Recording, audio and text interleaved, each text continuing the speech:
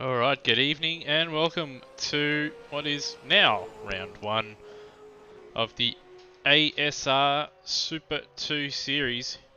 And unfortunately it's not Adelaide, it is Symmons Plains after the issues of Adelaide that forced the first cancellation or postponement of a round in AMS Oz / ASR history. We're now coming to what will now be round one here at Symmons Plains Raceway. Fairly simple circuit. Should bring about some very close racing, and just looking at the times right now, it is very, very close. Up and down the field, with the top 15 drivers separated by only a second. So very, very tight times here. In fact, if you go all the way down to 17th, there's only 1.2 seconds separating first to 17th here in the official practice session. So going to be an interesting night. And looking at the times and the drivers that have set them, it's going to be a bit of a mixed up grid from what we've seen in the past here in AMS Oz / ASR Super 2 history. As we've ticked over to the qualifying session, and unfortunately I had someone, so Braxton Stancliffe's just dropped out there, so I'm not sure what the issue is there, but he's just dropped out. And yeah,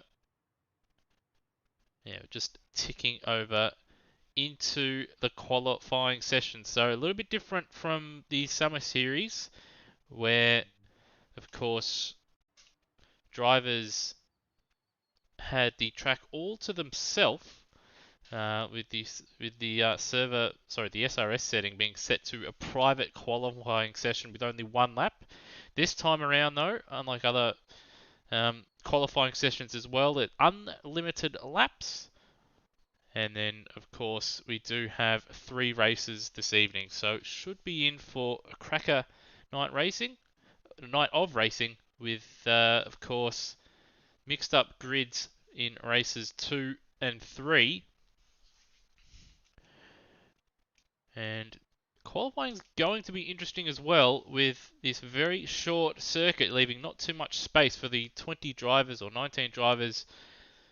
19 drivers in the server at the moment. There should be 20 drivers tonight that will be in the server. So 20 cars around this very short circuit, and it's going to mix up the order a little bit, I'm sure, with some drivers, being caught out by some others out there in the short 10-minute session. Just waiting on, so the server's just synchronizing at the moment. And there we go. Has synchronized, and we're about to get up and running here. And Nathan Higginson will be the first driver out onto the circuit. So he's beaten Termo. Normally it's Termo who likes being the first man out on the circuit. This time he's been beaten by Nathan Higginson, Gary Rogers Motorsport. There's only one Shell DJR car out there this week, with Glenn Wiles not being able to race this evening. A number of drivers, of course, missing tonight due to work, other commitments, and of course it is Good Friday, so thanks for tuning in.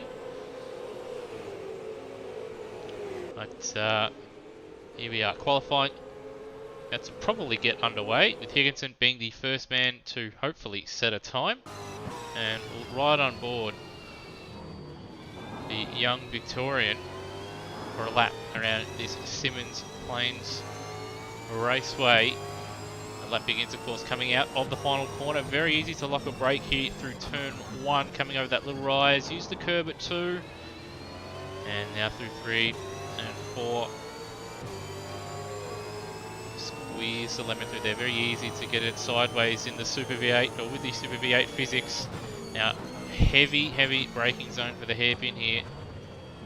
This is already down 5/10, but of course no one else has set a time yet, so that's a bit odd. That's another AMS quirk. And you want to set up a very, very good exit for another long run to the penultimate corner here. You want to brake about 150, 140. It's got the nose in fairly well there. Uses all the road, a little bit of curving on the exit now through the final corner. So not a blisteringly fast lap, but at least a solid bank out there for Higginson. Termo immediately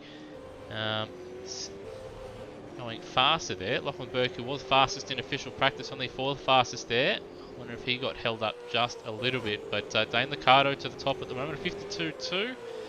As a benchmark, the fastest overall times was set by Daniel Cox of 51.975 and Lachlan Burke of 51.996 in the practice sessions during the week.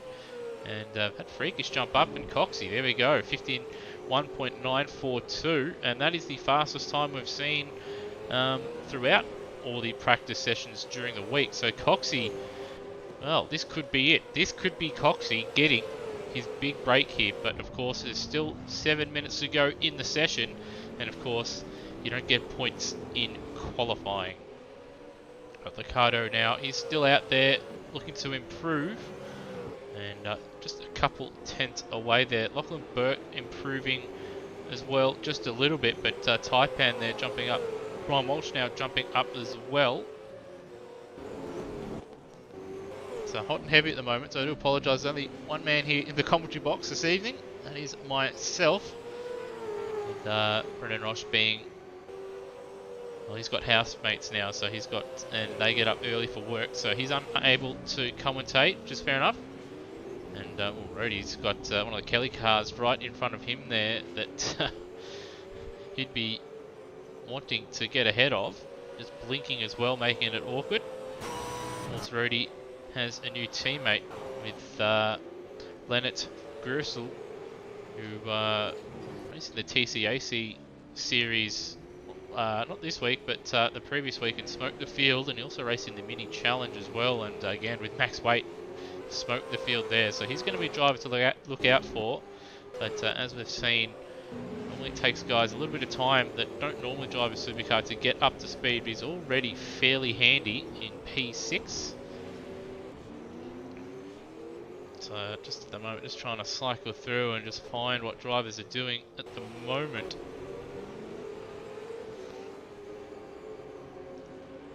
But, sorry, Justin Cecil is the one. So we do have two DJR Team Penske cars. My mistake, I'm mixing up this season and last season. Of course, Glenn driving the DJR Team Penske second car last year. But at the moment, Peter Thrower, only Red Bull racing car out there at the moment. Unfortunately, Braxton just dropping out before qualifying, probably unable to get in at this stage. So he'll start from the back, and he's actually set some pretty quick times in practice as well, so he'll be a bit gutted about that one. But I'm sure he'll put on a good show starting from the back of the field when he does jump in. Alright, just jump over to Turmo now. He's just up on his time, and he's not very far away from Coxie here, but looks like Coxie's final sector is very, very good. As it's like on the Fords there, the roof cam's a bit off here. Never mind that. Turmo does improve by a tenth, but it's not enough. He stays third and needs to find a little bit more time in that final sector as he goes off there. And he's just parking it, just trying to get out of the way of, I think that's Nathan Higginson there. As Brian Walsh and I'm trying to think who that is in that Nissan there. That is Freakish. Look at Brian Walsh there. Makes a move. They're both going to be in the fence there. And Liccardo, oh, Freakish bounces up in the air there. Taipan in fourth place, having a solid run at the moment. So both the Brad Jones racing cars doing well at the moment. Obviously not a good final sector, but still fourth place, a solid start to the weekend for him at the moment. Now, what can Liccardo do here in second place? A little ways off in the middle sector. He'll be looking to build on his next lap here. So had a little bit of lag stutter there. I think that's Braxton actually jumping in, and Dane's spun out himself there, and he's going to go back to the pits. Lane Leonard jumping in one of the spare seats for tonight as well. I think it's the first night since, first round since Townsville in last year's Super 2 that he's raced in, so it's good to see him out there. As Walsh gets it all crossed up on the curb through turn 3, 4 there, and he's going to have to park it there.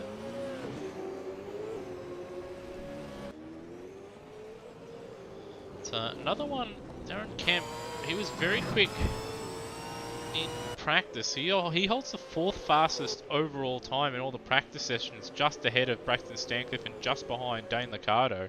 Currently down in 14th, so he mustn't have had a clean run so far. We'll just ride on board with him on his next lap if he does continue and just see how he's travelling. He does find time in the final sector there because he was down in the middle sector on his own time there. A little bit wide there at turn 2 on the exit. Would have liked to have been a little bit further to the left so he could get on the power earlier, but see how his first sector manages up here. Very late on the brakes. He's up by almost 2/10, taking the wider line, but that's too wide. He's glanced the wall. He's going to continue on with it as Justin Cecil moves up to 4th place in one of his better runs in his Super 2 career. So what will the split say? And Kemp losing 2.5 there, running too wide at the hairpin. So if he does go back to the pits and escape, he does have time to get out and set a lap on fresh tyres, but it looks like he's going to go around again here. And got Dane Liccardo purple in the first sector here. Can he manage in the second? He's up again. He's got Matt Cecil, I think, just down the road. He does. It would maybe have helped him with a slight toe, but I think Cecil's just out of range here. What can he do? The final sector is where Coxie is very strong. What can Liccardo do? He loses all that time, so just doesn't have it in him in that final 2 turns there to make up the deficit as Nathan Higginson jumps up into P4. Braxton Stancliffe able to get into the server and set a time. He jumps up to 7th place, just behind his teammate Peter Thrower. And drivers now starting their final laps here. 30 seconds to go in the session. Looks like Higginson's done, Termo is done, Liccardo's got Cecil to deal with here, and Cecil just backing out of it there. So it looks like Cecil will probably just try and reload for the next lap. We've actually got Coxie just behind these guys as well. Now Liccardo through the final sector, twitching through the final corner, and again losing time in the final sector. This is his last chance as time now expires, and trying to think, that is Braxton there that's just crossed it all up and mucked up there. He'll be the first driver to have his qualifying session done that's out on the circuit. And Liccardo not far away in the first sector. It's the final sector where he has to find time as Peter Thrower finds his way up to 4th place. Brian Walsh improves as well down in 18th. But what can Liccardo do here? He's down on his own PB, but he is up on Cox. What can he do in the final sector, though? A little bit too much curb there. Prevents him from getting on the power as early as he would have liked. He's going to run it all the way out to the grass. And he does improve, but not enough. So he'll start at least 2nd here, as Daniel Cox goes back to the pits. Is there anyone else out there on a lap? It doesn't look like it. Matt Cecil's fenced his car. Brian Walsh is in the gravel trap. He's about to go back to the pits, and that is it. So Coxie has let's put a bit of a blinder on the field there, and only man in the 51s there with a 51.942, the fastest time of all the practice sessions, and he's done it right when you need to in qualifying, and he'll start race 1 from pole position with Dane Liccardo alongside him. Termo will start in 3rd place. Good effort from him. Peter Thrower, another solid effort as well. Nathan Higginson having one of his better runs as well in 5th place. Justin Cecil, again, another man on the improve. He'll start 6th. Taipan in 7th. Braxton able to get in and set a time there in 8th. Freakish in 9th. Leonard Grossel in 10th place. Darren Kemp in 11th. He'll be a little bit disappointed he wasn't able to replicate his practice times. And then we have Cheese in 12th. Lachlan Burke in 13th. Again, he'll be quite frustrated, I'd imagine, that he wasn't able to manage to get anywhere near the time he was able to set in practice there. Down in 13th. But look for him to work his way through in the race. And then we have Steve Warwick in 14th, Cecil 15th, Matt Cecil, that is, Rody in 16th, Brap 17th, Brian Walsh in 18th, with Mike Coulston and McLean Linnet rounding out the field. So, interesting qualifying session for tonight. And another thing to take note of course, is in Super 2, unlike the ASR Supercar series, you have to start the race on the compound that you qualify on. So if you want to maybe no stop a race and the soft tyres can't quite make it, you can't just qualify on the soft tyre and put the hard tyre on at the start of the race. So you have to qualify on the hard tyre if you want to start the race on the hard tyre, and that's why we will see a number of drivers that you would normally see starting at the front of the field, just starting a little bit further back. So I do suspect that the likes of Lachlan Burke, Leonard Gersel, Braxton Stancliffe, and a couple of others that were quite quick in practice, and Darren Kemp as well, he was quite quick in practice as well, while they were a bit off in qualifying, while they were very quick in the practice sessions. So that is something to look out for as we tick over to the warm-up session where the drivers will be going through a driver's briefing. And that gives us just a little bit of time to go over the world-renowned Brian Walsh Raceway, aka Symmons Plains Raceway. Of course, located quite close to Launceston in Tasmania, Australia. 7 turns, with turn 1 being critical, as is the exit off of 2 and 3. The exit and braking zone of, well, pretty much turn 4. Braking zone is crucial, as is the exit, because then you've got another long run to turn 6, and then turn 7.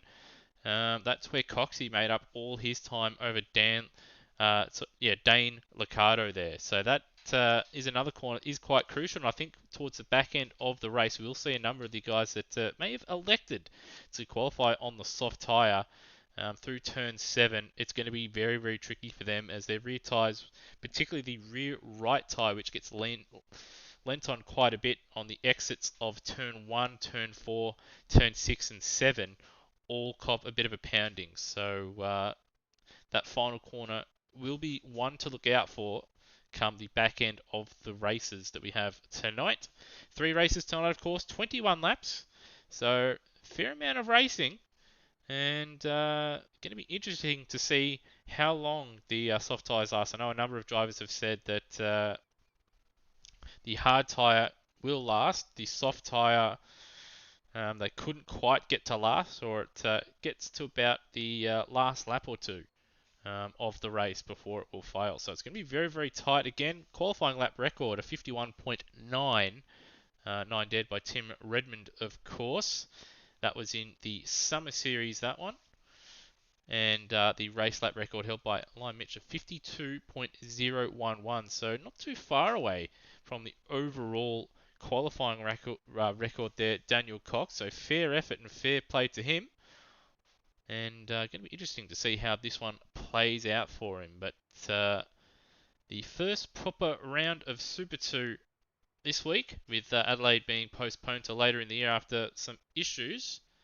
And going to be an interesting one with a bit of a mixed up grid, and looking like some drivers opting for the hard tyres, but a lot of drivers opting for the soft. So going to be interesting.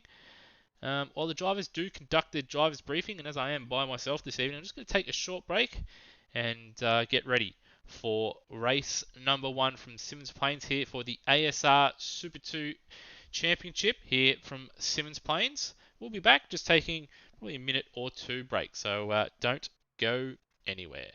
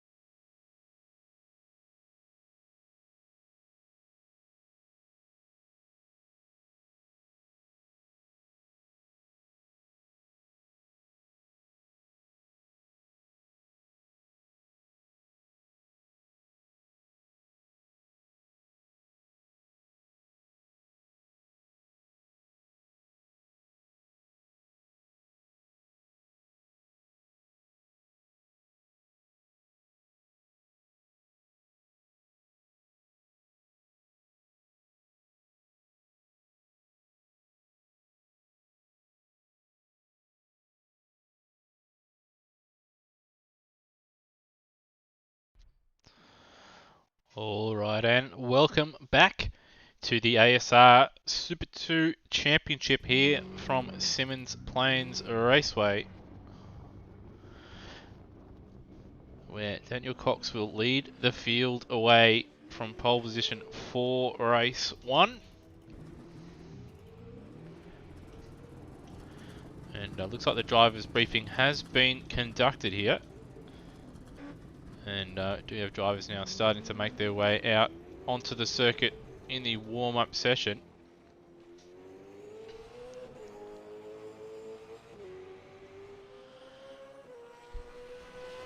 And we'll see how these guys are able to manage here. I'm sure we'll see a number of drivers practice their starts, which are going to be crucial around this circuit. Because even though you do have overtaking zones at you can pass at turn 1 if you get the exit of the final corner right.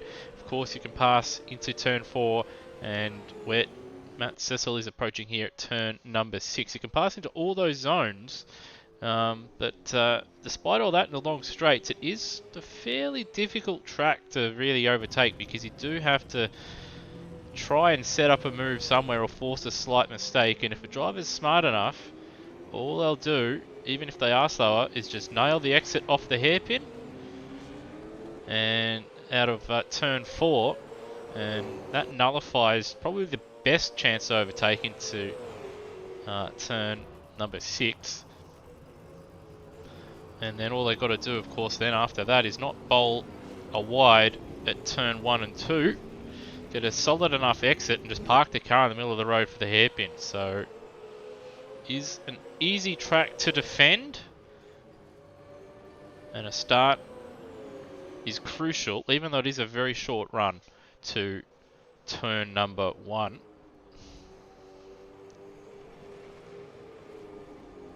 So Matt Cecil now about to complete the first time lap of the warm-up.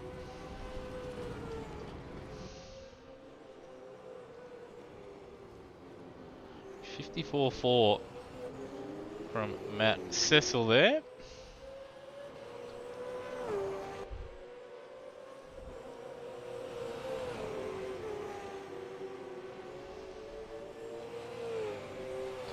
And Braxton Stancliffe going fast, as Matt Cecil as well, also going faster, going purple in the first sector there.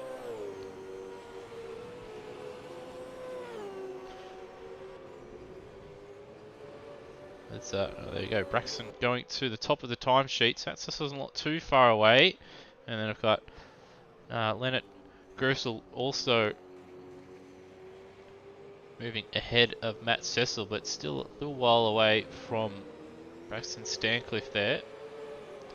And Cecil there improving, but still 7/10 away from Braxton, who, going by that time, maybe on the softer tyres, going faster again in the first sector. Looks like these guys out there just content on setting lap times. Not too many drivers out there practicing their starts.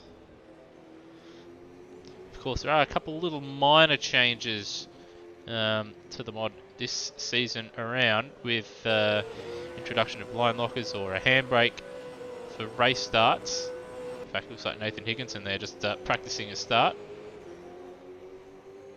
And oh, that's going to make it a bit awkward there with Braxton Park there, and now Leonard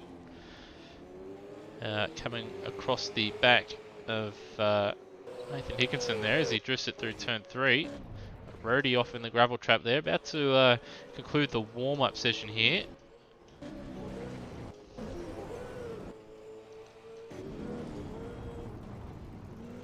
And it's a demonstration right there of the low line and the high line between Higginson and Gersel, with the high line, in my opinion, being better than the low line, because you're able to get a much better exit. But it is risky in AMS, because if you're off just by a little bit, you will clip the tyre wall or tyre bundle that sticks out from the fence on the right hand side there. So I do expect there to be at least a driver per race that will hit that fence. As Brett goes for a bit of an excursion there between turns 1 and 2 there. And he takes out the Smith and Sons board. And there it is. Looks like no issues tonight. We're ticking over to the race. And should be a very, very interesting race, this one.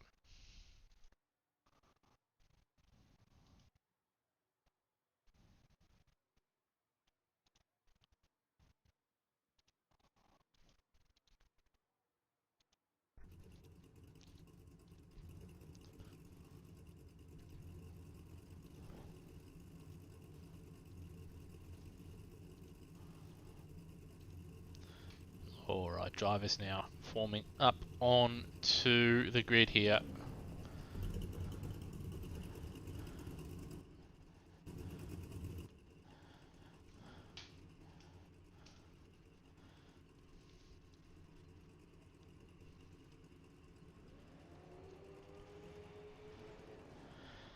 And a bit of an awkward grid, especially if you're starting towards the back end of the field here at Symmons Plains. It does curve around. It's not main straight, as you will. It's curved all the way through pretty much. And it will be Daniel Cox looking for his big break here. He'll start race one from pole position. Dane Liccardo alongside Big Mate Racing and the sole VF Commodore in the field. Termo will start third for Tickford Racing in the number 5 Botlow car. Peter Thrower, good effort from him. He'll start in 4th place just ahead of Nathan Higginson. And then we have Justin Cecil, also very solid qualifying effort from him. He'll start in P6 just ahead of Taipan. He'll start 7th. And good start tonight for Brad Jones Racing with 1st and 7th on the grid. Braxton Stancliffe jumping in late, able to get himself up into 8th place ahead of Freakish. In the Michael Caruso drive.com.au Nissan, just ahead of new boy Leonard Grusel, who is replacing Hans Brunswick for the remainder of the season. Darren Kemp will start in 11th place for Nissan Motorsport. He's one of the guys as well that I do reckon is on the hard tyre, so do look out for him at the back end of the race. And then we have Cheese starting in 12th place, so all those Nissans pretty much line astern.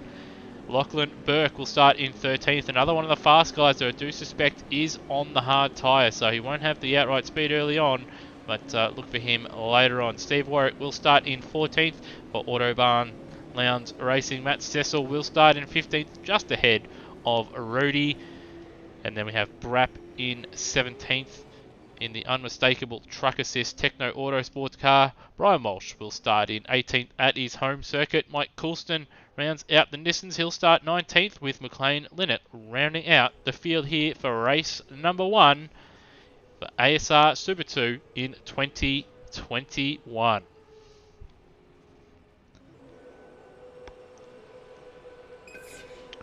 Alright, lights are on.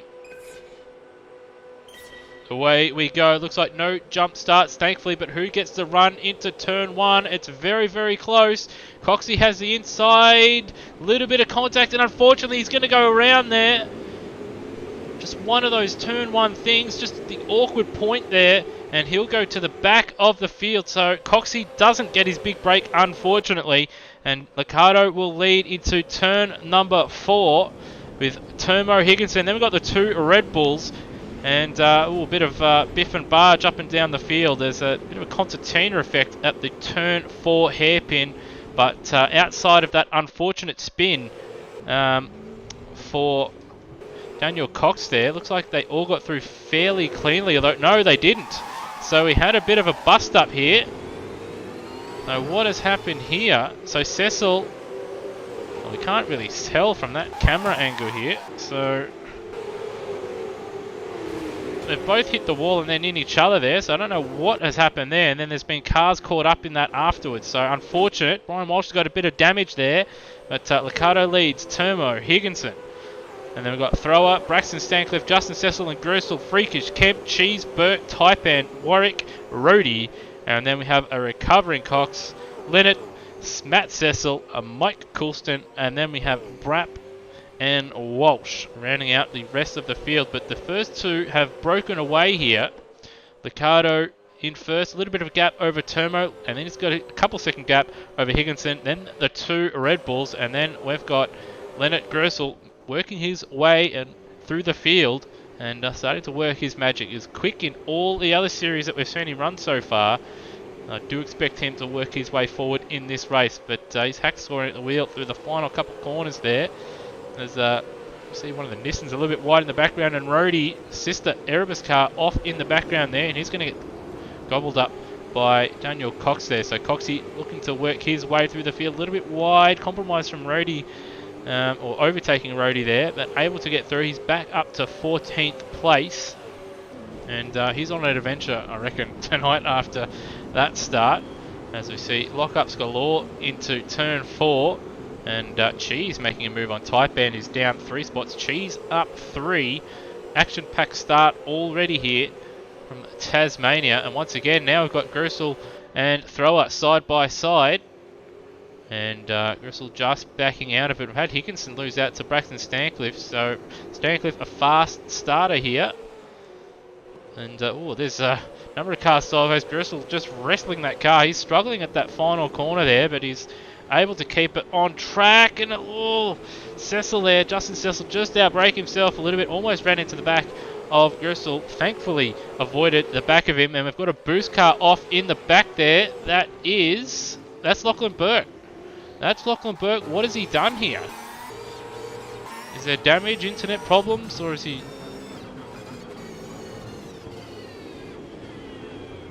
He's blown the engine. He has blown the engine. So drivers... That's another thing I forgot to mention. It isn't a circuit where I would expect drivers to be a little bit too greedy on the downshifts, which is how you blow an engine in these Super V8 physics. And there we go. There's the first one.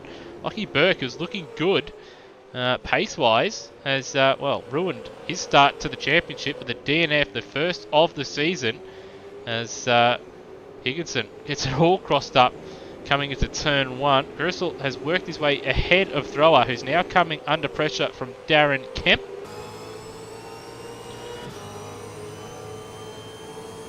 And Kemp didn't have a good qualifying session, but he's rectifying it here in the race. Up 4 spots already. Bit of a lock up and wide for Thrower, but Thrower will have the better exit starting from that higher point, and he just launches out of that turn 4 hairpin, able to get the better run now. And he'll hold on unless he doesn't make a mistake here into turn 6.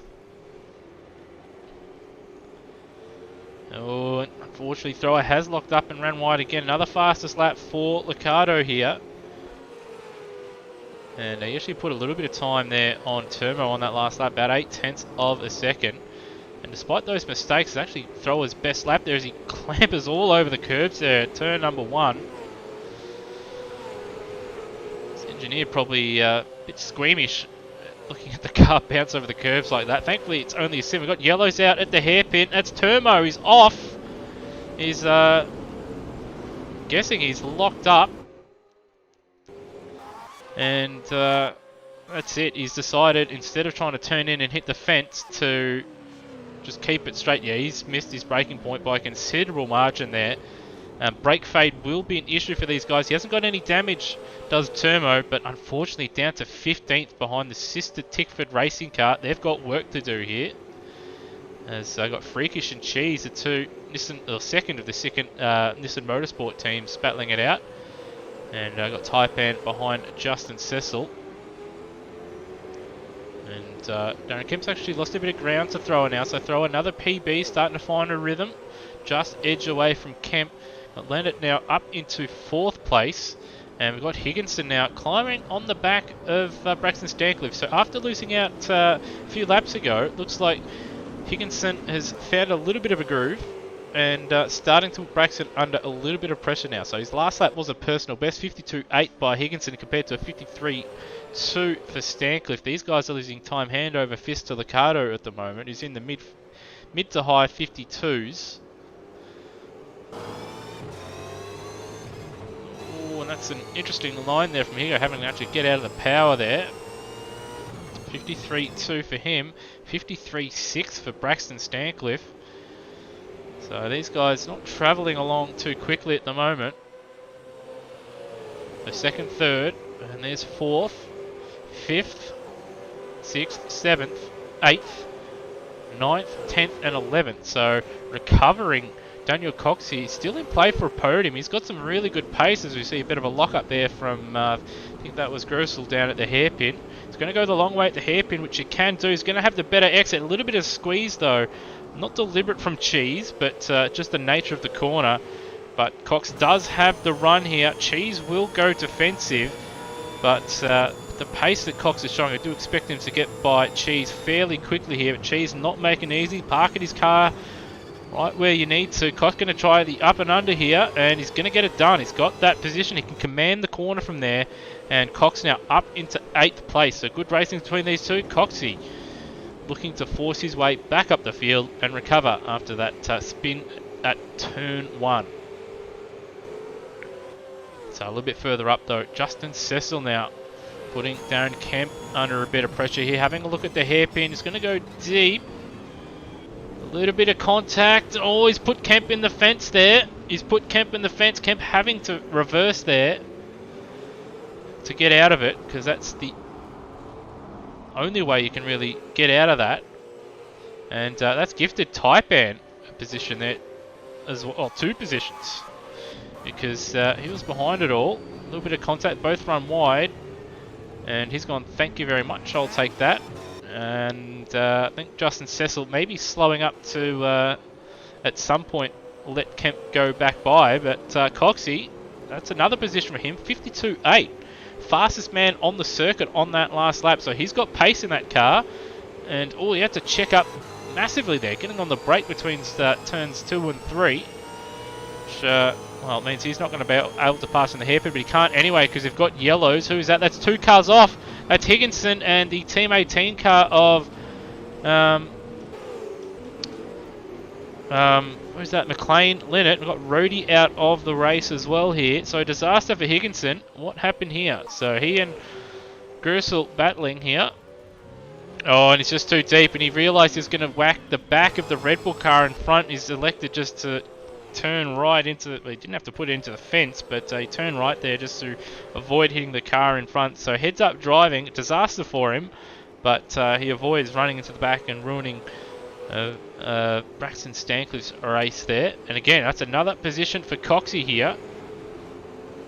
And we've actually had Justin Cecil, looks like he's had an adventure somewhere, and he's lost out of position to Nissan, and I wonder if he'll just let Darren Kemp go here, as Daniel Cox now looking to make his way ahead of Taipan for P5. So he's only about 5 seconds away from a podium position, but we do know Leonard Gersel is quite quick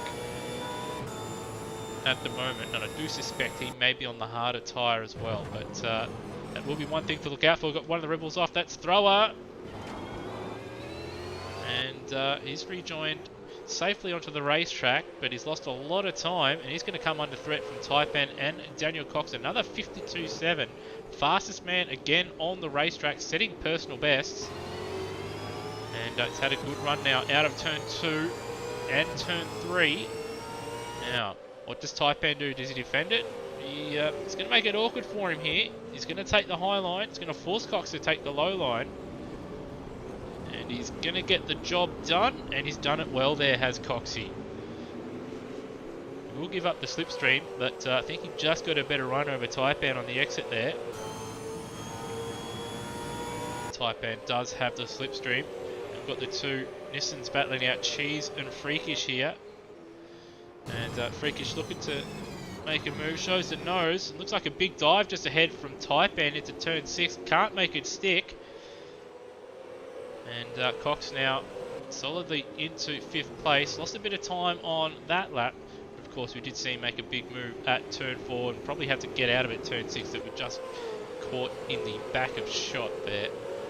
So he's actually 5.6 away from Gersel, who didn't set a particularly quick lap time, 53.3 on that last lap. So Cox, even with that overtaking and a bit of defence there, he didn't lose too much time to himself. Podium is still on the cards, but he is running out of time. Lap 13 of 21.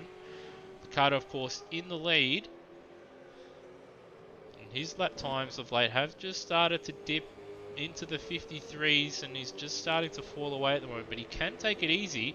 Of course, he does have a sizable lead, so it might be an idea for him just to look after the tyres, but we'll stick with Daniel Cox for now. Taipan's giving him a run for his money here. 53.0 for Coxie on that last lap, which again is the fastest man of all the drivers anywhere near, well, all the drivers on the circuit on that last lap. A good run again through turn 2 and 3 here. And Thrower going defensive. We've seen Cox pass around the outside at the hairpin, and he's going to try it again here. As he gets the nose in, and he's a little bit of contact on the exit, but that's okay. He's going to have the run. He's going to get the job done here. So Cox, nice recovery drive from first to last, and where will he finish up? 7 laps to go here, and less than 5 seconds away from Grusel, and that's despite having to pass people here. So got some pace. Can his tyres hold on though? That is the big question with a lot of these drivers on the soft tyres. Will they make it to the end, or will the hard tyres prevail in the end? Now we look a little bit further back, and we've got again these 2 Nissans battling it out here for 7th place, or 3 Nissans plus Justin Cecil here. On for Young and Old for P7, and they do battle for sheep stations the further you go down the field. Big dive there from Freakish. The 2 Nissans are going to go side by side. Kemp just watching on, and Cheese with the better run, taking the high line there. And that low line from Freakish, it's going to may cost him a position here. Kemp not too far away. Justin Cecil hoping they all the Nissans wipe each other out here. There's Freakish again, big dive into 6. Kemp looking to follow suit. Cheese giving him the space, too much space, and losing 2 positions. And he may even lose 3 here. I reckon he is. He's going to lose 3. No, he's going to hold on there. So Justin Cecil just backing out of it at the last there. And after all his hard work, pressuring his teammate, he's then run off the road. Freakish. He'll be kicking himself with that one. Finally gets himself ahead of his teammate, and then has to do it all over again. And Darren Kemp says, thank you very much. It's a little bit further up the road, and Peter Thrower, he's sticking with Coxie here. The gap has stabilised between Grusel and Cox, so I wonder if looking at the first sector, it looks like Daniel Cox made a mistake in 19.4 compared to the guys around him in 18.6, so something we haven't seen. He's made a mistake through turn 1 or 2, and he's lost time there, so he would have had the gap to about 4.5 seconds between himself and Grusel. Yeah, there it is, 54.0. That's his worst lap all race outside of lap number 1 and 2, I'd say.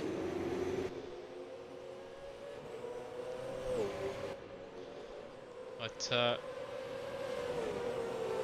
he's able to get back into the 52s for the remainder of the race. He may be able to put Grusel under a bit of pressure towards the back end here, but I think it's just a bridge too far at the moment.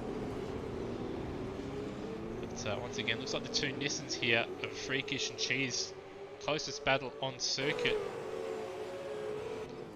at the moment. Just sort of cycling through all the drivers at the moment. So we do have a number of retirements. Coulston, Warwick, Rudy and Burke all out of this race. Dane Liccardo leads after a good start. A little bit of contact between himself and Cox at turn 1, but it's more of a racing incident and AMS physics more than anything malicious in it. Braxton Stancliffe up 6 spots after missing most of qualifying.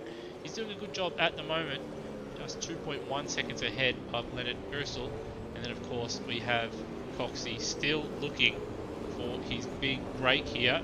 And well, that's not much of a break there with McLean Leonard just costing him a little bit of time there through turn number 4. Actually got about 0.8 of a second there on Grusel up until that point on that last lap. So he's got pace in him. As Peter Thrower now puts a lap on Leonard as Leonard runs off the road. So 53.8, and yeah, he only made 1/10 on the current front, where if he probably hadn't got caught there, I'd say that Coxie probably would have found himself It would have been, the gap would have been under 4 seconds for sure there. Coming up some more traffic there. That's Brian Walsh a bit further down the road. Lights ablaze for Coxie. Some more lap traffic is in his way. Gap between Stancliffe and Gersel still holding station at about 2 seconds here. Liccardo 10 seconds out in front. Would have been interesting to see he and Cox battle throughout this one, but still a couple laps to go. And again, the question still remains with these soft tyres, if they will last the distance or if they will fail on their last couple laps here. So that could still be in play here. It's Liccardo just a lap and a sector away, so he's in the lead. And then we look further back for the number 97 Red Bull Holden Racing Team. There it goes, that's second, that's third, and that is fourth place. And then we have fifth, sixth, and there's a lap to Turmo there, and a lap to Brian Walsh, and then we have Kempe. Liccardo, 52.8 there for him, so he's travelling along nicely. He has lost a little bit of time on that last lap there, or 2 laps ago, might I add. It was 10 seconds, it's now 8.9 again between himself and Stancliffe.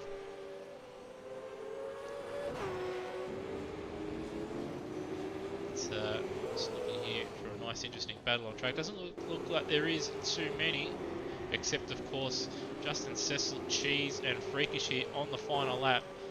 But oh, we've got Gersel, he's off the road. He's off the road on the final lap. He would have had a podium. Now what has happened here? So he's gone to put a lap all on Bratt there, and I wonder if that contact's just stuffed him up there. So he's down to 6th, as Liccardo now will cross the line and take the first race win of the season. And oh, we've had Braxton Stancliffe have a little off there, and he's made that interesting between himself and Coxie, but he'll come home in 2nd place. Cox recovering beautifully to finish 3rd after qualifying on pole and then ending up last by turn 1. And then we have Peter Thrower coming home in 4th, so good start for Red Bull Holden Racing Team in the Teams Championship. Taipan will come home in 5th. Good start for Brad Jones Racing in the Teams Championship. And then we have Leonard Gersel in 6th. He'll be kicking himself with that mistake. And then we have Kempe home in 7th place. Cheese home in 8th after a spirited battle between himself and his teammate Freakish in 9th and Justin Cecil in 10th. Matt Cecil, finishing in 11th place. Higginson coming home in 12th. He'll be kicking himself over that brain fade down there at turn 4, because he was hanging on to Braxton Stancliffe and Leonard Gersel there, and he could have been the beneficiary of that late drama from Gersel. Bratt comes home in 13th place. Turmo home in 14th. He just missed his braking point there at the hairpin, and again, he was another one that could have had a podium here, but that mistake costing him dearly. Brian Walsh home in 15th in his home race, and the last of the finishers actually. So McLean, Leonard, Mike Coulston, Steve Warwick, Brody and Lachlan Burke, all non-finishers in this one. And just have a look here and see here how the drivers retired. So Lockie Burke, as we did see, he did blow an engine, of course. Brody, just a DNF next to his name, so I'm not sure what happened there. Perhaps just got caught up in a couple incidents and decided to park it. Steve Warwick blew an engine. We did see him do that in practice, and he unfortunately did it again in the race. Mike Coulston, a DNF. I'm guessing he had an incident somewhere and parked it.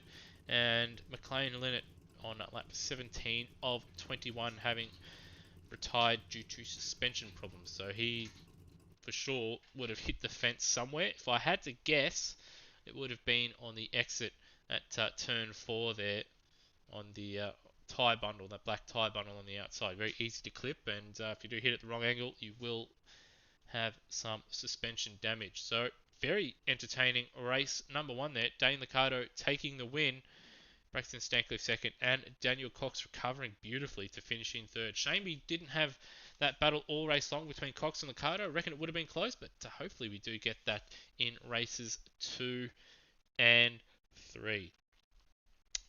All right, I'm just going to take a short break here on the broadcast. Of course, I'm only in the box by myself here, so I'm just going to need to grab myself a drink. But don't go anywhere, because I'm sure races 2 and 3 are going to be very, very enthralling. Don't go anywhere.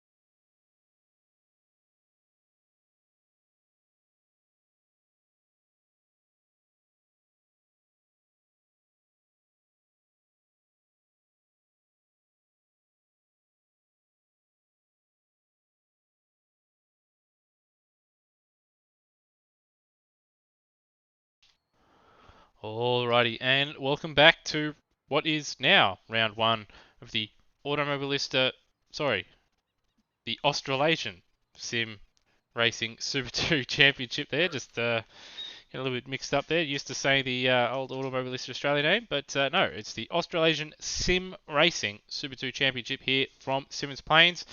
And one of the drivers that did participate in the first race, but isn't having a good day, especially after his team gets pumped by 130 points, and that team's only the Bulldogs. Brody, jumping in, what did you see from race number 1 that caught your eye?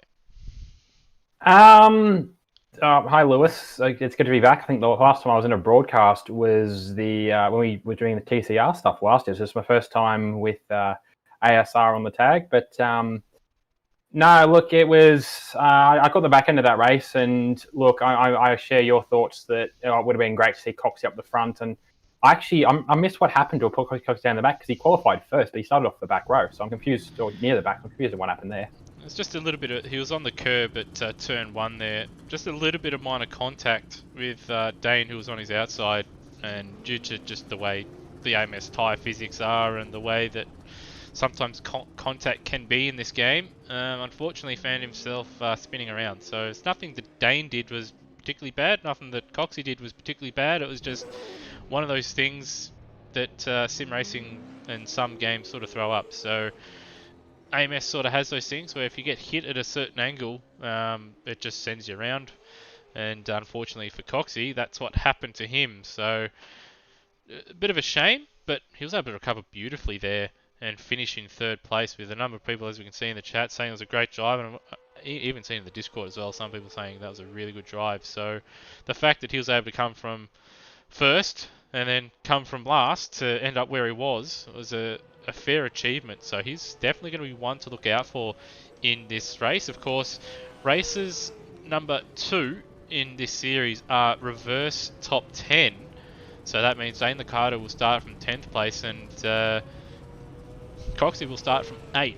So he's got a bit of a heads up over Dane off the start from this one, but we saw Braxton move through the field quite quickly, and we did see Dane get a flying start there in race number 1. So it's going to be interesting going into turn 1 with those guys, and we'll have Justin Cecil starting off the front row with Freakish and Cheese second and third, and we saw those guys battling it out quite hard there, even though they are teammates in the second half of that race. So that will be interesting. And race 3, of course, is the same way. So the top 10 um, from the previous race is reversed, with the remainder of the grid filled out by where you finished or did not finish. So going to be interesting. Obviously, Rody, you've done a few laps of the circuit. Um, what tyres, and you were in the Discord, I believe, with in the chat with a number of the drivers. What was the go-to tyre for a number of the drivers in race number 1 there? Because it looked like there were some drivers on may have been on hards, with some drivers maybe taking a chance on the soft tyre. There was definitely either or, and it's one of these races where it seemed to be how you drove the car that would really determine what tyre you went for. If you're really aggressive on your tyres, hards were your safest bet. If you could be confident on your tyres, you'd risk it on the softs. And I'm not actually sure which one Dane went with because he was firmly set after running on what I can assume was either 2 times tyre wear or by blistering the hell out of his tyres. He only got like 12 laps in a stint on softs in practice. So he was dead set on the hards. But the way he pulled away from that field, I know he's put a lot of practice in, but I'd be inclined to say he might be on soft, especially with how he was wobbling around towards the end. So I don't know. I'm not really confident on what Dane was on, but yeah, it's a 50-50 because if you're like someone down the back like myself, I was pretty confident, and I almost as a rule, I don't touch the hards unless I absolutely have to because they're less fun to race on, and I race for fun because I'm not getting any Rhodians anytime soon. Um, but yeah, the guys at the back probably would have gambled on the softs. The guys at the front probably would have banked on the hards. The mid pack is sort of where you're going to get an interesting dilemma on tyres. The one thing that'll be interesting now is because you're not limited by needing use the same compound for qualifying to do for the race, you will actually get slightly more freedom of choice now because some guys will have gone out there on softs trying to get themselves a good position and then will have chose that's a sacrifice worth making to then run the softs in the race and hopefully not blow a tyre. But with qualifying now not a factor for the next 2 races, people have a free choice of tyre and you might find more people lean towards the hards. Yes, it will be interesting, although I do believe that qualifying rule it's not like supercars in here in Super 2, so they do have to start the race on the compound they qualify on. So I think that's why we did see a number of those drivers that we in the race actually had quite a bit of pace in, like Darren Kemp and actually struggling qualifying. Because if you look at Kemp in practice, and he had one of the fastest times, and in qualifying it was nowhere, but in the race he was not bad. So again, going to be interesting race number 2. The fact that you said that Dane could only manage 12 laps of the softs before tearing them up in practice is interesting, and then able to make it last in the race. I believe, and it might have been under testing for other series, because you use varying tyre wear. For example, the midgets on Wednesday night, we run 2 times tyre wear because the things don't go through tyres at all. He possibly left his setting on from practicing those, and that might be why he only got effectively half of a stint out of his softs in practice, which might explain, based on that pace, I feel like he did move to softs, and obviously during the course of official practice, he realised, oh, hey, I might have been on 2 times when I meant to be on 1 times. These will actually last me the entire length, or pretty close to the length of the race, and I can sacrifice when I need to make up the difference, because he's been practicing, I think, every time I flick Discord on over the past 5 days, he's been in a channel somewhere live streaming practice around this place. So I don't think he's going to settle for anything outside of 3 wins tonight. Well, he's set himself up well, but of course, these races where you do get put in the mid-pack are the ones where you do earn your money, even though they don't get paid around here. But it's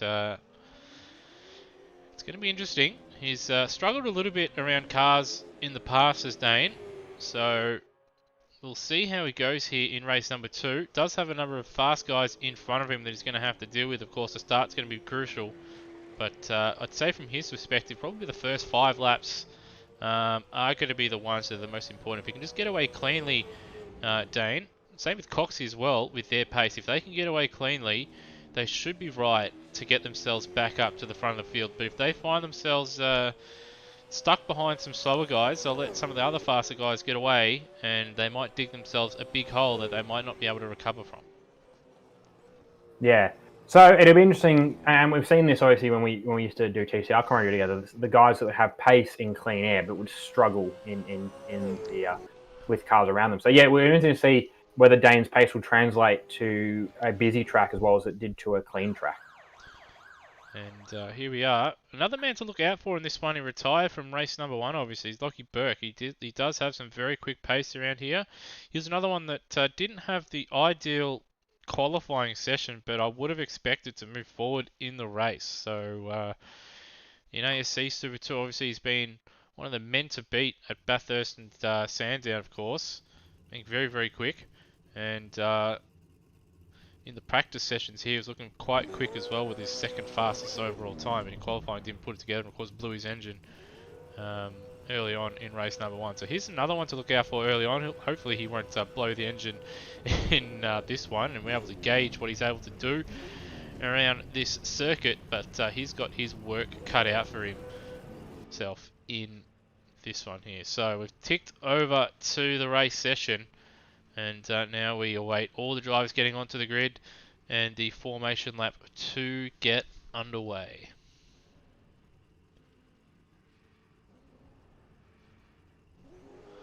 Alright, and away we go. And Rody, why don't you run through the grid for us here for race number 2 from Symmons Plains Raceway. Alright, we're going to be nice and quick because it's a very short out lap. So on pole, we got Justin Cecil for DJR Team Penske, finished 10th in that last race. Second is Freakish, and right behind him, Cheese in the top 2 Nissans. Fourth as well, the third Nissan of this group is Darren Kemp. Now, the first 2 of that group were having a good battle during race 1, so we should see that continue in race 2, and Darren should have a buy into that as well. Fifth is my teammate, Leonard Grossel, who is replacing Hans in the number 9 Erebus Penrite car. Sixth is Taipan in the first of Brad Jones Racing Machines. Seventh is Pete Thrower, and he had a good run aside from falling off towards the end of that race, so he should do well in this one as well. Daniel Cox in 8th, obviously that stellar last to third drive after the first lap of the race. Braxton Stancliffe in 9th, and race 1 winner Dan Liccardo in 10th. Dropping out of the top 10, we've then got Matt Cecil in 11th. We've got Nathan Higginson in one of the GRM cars in 12th. Rapp in the Techno Truck Assist car in 13th. Termo in the Botolo car in 14th. Brian Walsh in the Rebel Club Tickford Racing car in 15th. McLean Linnett making his first return to AMSL's ASR in I think about a year at this point in the Preston Hire car in 16th. Steve Warwick back again in the Autobahn Lounge Racing car in 17th. And last, after his engine troubles in the first race, is Lachlan Burke in the Walkinshaw Andretti United number 2. Yeah, so they'll be hoping for no barbecues in this one. All drivers now formed up on the grid, hopefully. No, it looks like Brian Walsh once again has missed his spot, but he has reversed back into place. The lights are on here. Who will get the getaway and the run into turn 1 as we go racing? And looks fairly even, but big chop across the front. And the Ford will lead, but get sideways. Will they get through turn 1 cleanly? Looks like they will. So already an improvement over race 1. Now turn 2 and 3. Can they get through here cleanly? Yes, they can.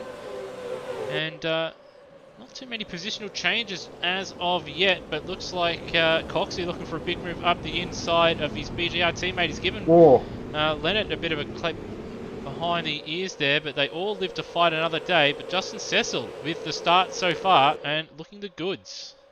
Yeah, the hairpin was actually pretty clean as well. There was a little bit of push and shove between a couple of the Red Bull cars, and I think Matt Cecil's in there as well, but they all got through there pretty cleanly. And yeah, we've already got Darren Kemp up into 3rd, and he's already up on the back of his Instant Motorsport teammate, Cheese. Yes, he's usurped Freakish. Well, they both have. They both jumped ahead of Freakish, who's down 2 spots. So the Nissans once again duking it out, just ahead of Leonard Grossel. Then we have Taipan and Coxey duking it out. Ricardo's up a couple spots. He's got himself ahead of Braxton and Peter Thrower. Peter Thrower down 3 spots here. Cox has got the run. He's going to look to make a move here into turn 4. Deep on the brakes. Watch Leonard in front. He's able to get through. He's got the job done. A little bit of contact between Taipan and Ricardo there, and maybe a little bit cheeky there from Ricardo, because he did nudge Taipan and unsettle his car there after the initial contact. But a little bit further ahead, Cox got a good run as well. Leonard having to go defensive into 6, and he's going to try and go around the outside. Can he hold on to it? Well, he's going to try, but Leonard has command of the corners. He's right out sideways, and Brad Jones' teammate is sideways in the back there, Taipan. But Coxey holding on around the outside of the last 2 corners of Symmons Plains, and he makes the pass stick. So Daniel Cox on a charge, and I swear I just heard someone hit the fence back there. Yeah, that last corner is sketchy enough trying to go around there by yourself, let alone trying to go too wide through there. And I don't know how he pulled that off, but credit to Leonard as well for giving him the room to make that move. And Ricardo, big dive, and I think that was maybe Termo in the fence and we've got Brapp also in the fence at the hairpin at turn 4. Higginson's gone backwards, and they've got Burke up 5 spots, looking to make a move on Matt Cecil as Termo's looking to get by a hapless Peter Thrower in this one.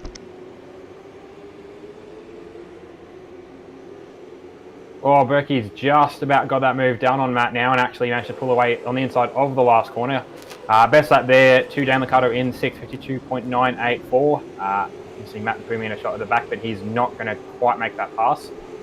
Termo up ahead is still up on the back of Pete Thrower, and looks like he's maybe positioning to put the nose out, and maybe, no, he's going on the outside. Pete's going down the inside, and they're both ranging up now. It's gone 3 wide into the hairpin, and Termo's off wide, and so is Pete Thrower. Yeah, Thrower in the fence. Also, so Action a little bit further ahead as well. So Action up and down the field at the moment, and a bit further ahead. Got Coxey looking to make a move on Freakish. Freakish isn't going to make it easy. We saw Cox go around the outside before, and he's going to do it again. He's in a much better position to do so, and he's got the job done. So good move, Daniel Cox in 2nd position. Out of all that, we've missed Darren Kemp getting into the lead. Looks like Justin Cecil on that last lap made a mistake, because he set a 54.8. And the guys around him are in the low to mid 53s. So clearly he made a mistake somewhere. And he's going to find himself under a bit of strife here, because he's got Daniel Cox. He's got the eyes on here right behind him. Liccardo looking to make a move and stay in touch with Cox here. Up the inside of the hairpin. He's going to get the job done. Freakish, though, will get a slightly better run with that higher line, and he'll have the toe as well. So it'll be interesting to see if he can maybe set up a move at the final corner here. I think at this point for Freakish, he's going to have to be a bit of a dive. He is making time up on him, but he's not made quite enough, and I think he's going to slot in now behind Dan Liccardo in 5th. I just spin the camera. Yeah, looking back though, Cheese at the moment, a bit of a cork in the bottle. He's got Braxton Stancliffe and I think Leonard Grossel as well both trying to... Oh, contact there with Braxton and Cheese into turn 1. Yeah, so there it is. There's the... well, trying to get to it. It's just the camera's playing funny buggers on us here. Oh, more contact again, actually. Braxton, he's lit the rears up trying to get the car to get out of the corner, and in the process, he's wobbled out in front of Taipan as well. Yeah, and Lockie Burke and Nathan Higginson trying to make their way through there as well. And they're going to go side by side at the hairpin. I think Burke's going to have the slightly better exit here, and Higginson going to tuck into the slipstream. But no, he's just going to stick to the inside here. He's exiting now. I think he might be positioning to maybe try and put the nose down the inside into the last corner. Just showing his nose there just a little bit. Oh, he's a bit deep, this Higo. And, well, that's going to cost him a position, maybe 2. It's forced. That's Taipan and Matt Cecil to check up there. It's further ahead.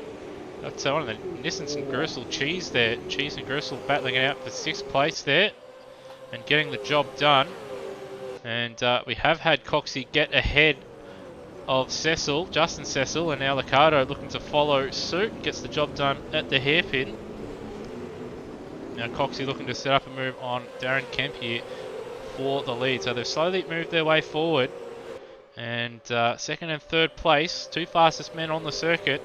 We're hoping for this in race 1. Looks like we're going to get it here in race 2 as Coxie deep under brakes, a bit of contact. And Liccardo says thank you very much, and I think that's going to kill any chance, unfortunately, of a decent race for the win. Yeah, I think it has. Credit to Coxie, though. He recognised immediately that was his error, and he has readdressed that pretty promptly with Darren. He's now boxing on with Cheese, and Leonard's sitting in the background, hoping those two come to blows.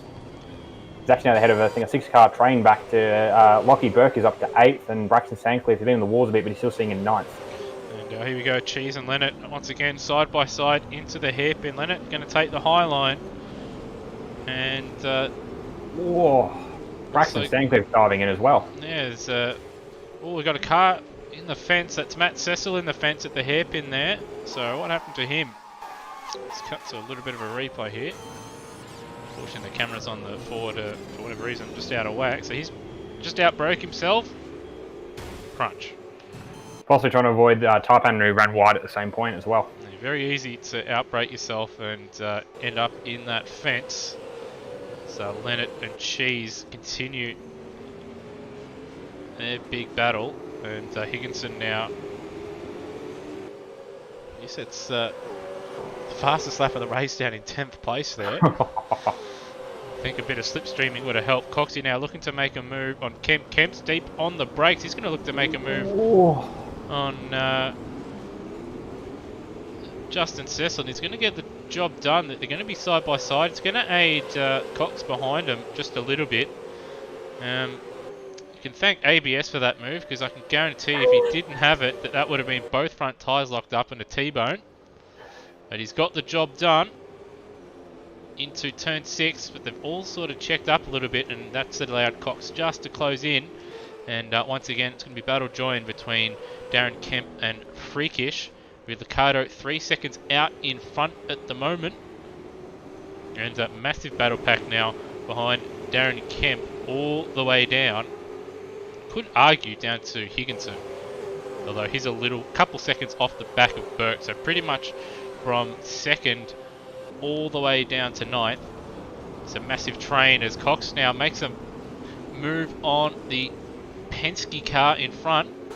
He's got that job done. He's had a decent exit now. And he's going to try and set up a move and finally get by Kemp the way he should have done it earlier on in the race. But no, just backs out of it. So not quite confident enough. The other thing all this battling is doing is it's really helping out Freakish. He didn't quite have the pace in race 1 of the top 5, but with them battling as hard as they all are over 3rd, 4th, 5th and 6th and the positions running down, he's actually managed to build a little bit of a gap out on Darren Kemp, and Darren Kemp wide through turn 1, which gives Coxie the room through. I think that's what Coxie wanted. He didn't want to force a pass there like he did earlier on, and a little bit further back we've got Higginson and Lockie Burke side by side. So Burke not really going anywhere here at the moment. He's got himself into the top 10. He's got nowhere now. He's sort of stuck as Taipan makes the move, runs to the back of Higginson, but he's got himself ahead of Lockie Burke there. And, well, opportunistic, got the move done, and the team's championship looking fairly solid for Brad Jones at the moment. Although they'll be looking to try and get some more points out here, with Coxie looking to move forward, as will Taipan, of course, himself. As we see Leonard now making his way ahead of Justin Cecil, who I think at the moment, Rody, just starting to struggle a bit as Gressel right out sideways on the exit of 7. Yeah, Justin's doing well actually to keep it up with the front guys for this long in this race. Obviously, it's not a long race being such a short lap. But he is starting to get swallowed up by the quicker drivers now. But he is, I will give him credit, he is holding his own and he's not making a menace of himself while he's there. And now he's going to have to contend of Braxton Stancliffe making a deep dive. And he'll get that move done at turn 4. But Cecil's got the better run here. He's actually backed out of the throttle there. It's a bit weird. Normally you're just trying to keep at it, but maybe he's just content with where he is and doesn't want to upset his own rhythm and race here. But Braxton looking to move forward, as we see Cheese a little bit wide there, and Higginson looking to close in. We've got Burke and Taipan still duking it out here for the final spot in the top 10 here. Of course, this is going to be pole position for race 3, so 10th place might not be that significant most of the time, but Rody, of course, in these Super 2 races for 10th place, that's pole position for races 2 and 3. So you do want that 10th place if you don't have the ultimate speed, or if you've just had a bad run starting from the back. As Higgins off he goes wide. Yeah, so that moves Taipan up. So now it's Higo and Berkey battling for that last spot. Berkey's put in the hard yards too. He's already moved up. I believe it was 10. It was 10 spots at one point. We've seen 8. He's up 7 spots from where he started. But he's put in the hard yards and he's come back up through the pack. Despite he goes deep. He goes very deep. He's gone. So that settles Taipan and Berkey into the top 10. It's just up to them to decide who wants to be the slower of the two now to get that pole position. And they're side by side down the pit straight, well, quote unquote straight, and sort of into turn 1. Burke just backing out a little bit, and Taipan now just ahead for now. But Lucky Burke will be able to send it up the inside here at the hairpin. But no, backs out of it. Looks like he's going to try and maybe set it up for turn 6. Oh, there's a bit of a slide on we need. Oh no, he's wide too. It's a bit of a cripple fight at the moment. Neither of them can keep it on the track here and just keep making mistakes. But we'll just go further ahead here. Leonard Gressel and Braxton Stancliffe duking it out here, and Braxton holds on around the outside. Another fastest lap for Dane Liccardo at the moment. And Coxie finally getting up onto the back of Freakish as well, but Freakish has done a really good job in this one. It's big battle here now for 4th place. Very, very tight with Braxton Stancliffe, Leonard Gressel, Justin Cecil and Cheese. Another deep, and that's Braxton. It has to be Braxton's favourite passing spot. Again, I think we can credit that one and some of his moves at the hairpin to that good old ABS. But yeah, I think it was part of it. He on the inside, and part of Kempy just, and you're getting at the point with even with the hards, if you're trying to run them in this race, is the tires just going off and you can't brake where you used to. Ooh, and a little bit of contact on the straight in the lead up to that braking zone there. So just cut to a replay just to see if there's what exactly went on there. So Kemp had the run. And just ran into the back of young Braxton there. And now Gressel right behind Darren Kemp. You don't want to make a mistake if any of these cars at the front end of this little battle pack, because you will end up being shuffled behind if you find yourself offline just a little bit. So you do have to be calculated when you are in these battle packs. As Kemp, I thought for a second was going to fence it. Coxie's around. But yeah, Coxie just gassing it up too much on the exit of the hairpin. And, well, this time he's done it to himself. So that puts him right back to where he's yes. Yeah, just too much steering lock on while applying the throttle on the hairpin at the hairpin there. And, well, there's another one to add to this battle pack. And, in fact, also got the Taipan and Lockie Burke cars starting to come up to the back of this battle pack as well, so that's something to look out for at the back end. Well, we already are at the back end of this race, but it's only going to get more and more heated in these final 4 laps. Dane Liccardo out in front once again. I think Dane is starting to lose advantage over the lead car, over the cars following him. It's probably just if he was on those softs just falling off the edge. But at this point, he is far enough ahead. As long as he keeps the car clean, he's pretty well locked in for a win. I think Freakish at the moment, actually, especially with Kempy, Coxey spinning, Freakish is pretty well set for second. So it's just this 7-8 car train really, just fighting over the last spot on the podium. Definitely are here. Big dive. No, just showing the nose. There was Daniel Cox, the DJR team Penske car. Kemp now coming under a lot of stress. Oh, there was contact there through the corner as well. I think Kempy just got Coxey just got a better run and wasn't quite keen on the idea of having to back off mid corner. And lucky for Cecil, he kept control of that rear. Otherwise, he would have been sideways across the track at the start finish line. And, oh, here we go. Kemp and Grossel side by side into turn 4. Probably want to be on the outside here, but we got yellows out. Someone's off. That's McLean Leonard spun up on the inside in much the same position as Coxey was last lap. Well, Cheese better back out of that because he'll find him. Well, he's not really backed out of it there. So if he does end up picking up this position, he'll find himself with a post-race penalty here. He's not backing out of it at all here, and he's going to get that position. So that will be a post-race penalty for Cheese. Well, he gained an advantage under yellows, that's for sure. Yeah, the ruling is around that if you're is that you're not meant to pass into yellows, and you're not meant to be gaining an advantage off of those yellows that you can then use past it. You need to clear the back of, clear behind Leonard Grossel, which he's now accidentally done there. But in the process, he's losing a couple of other spots. But he needed to really separate himself from Leonard Grossel before he went into that move again. So that's it, past, and he's going back up again.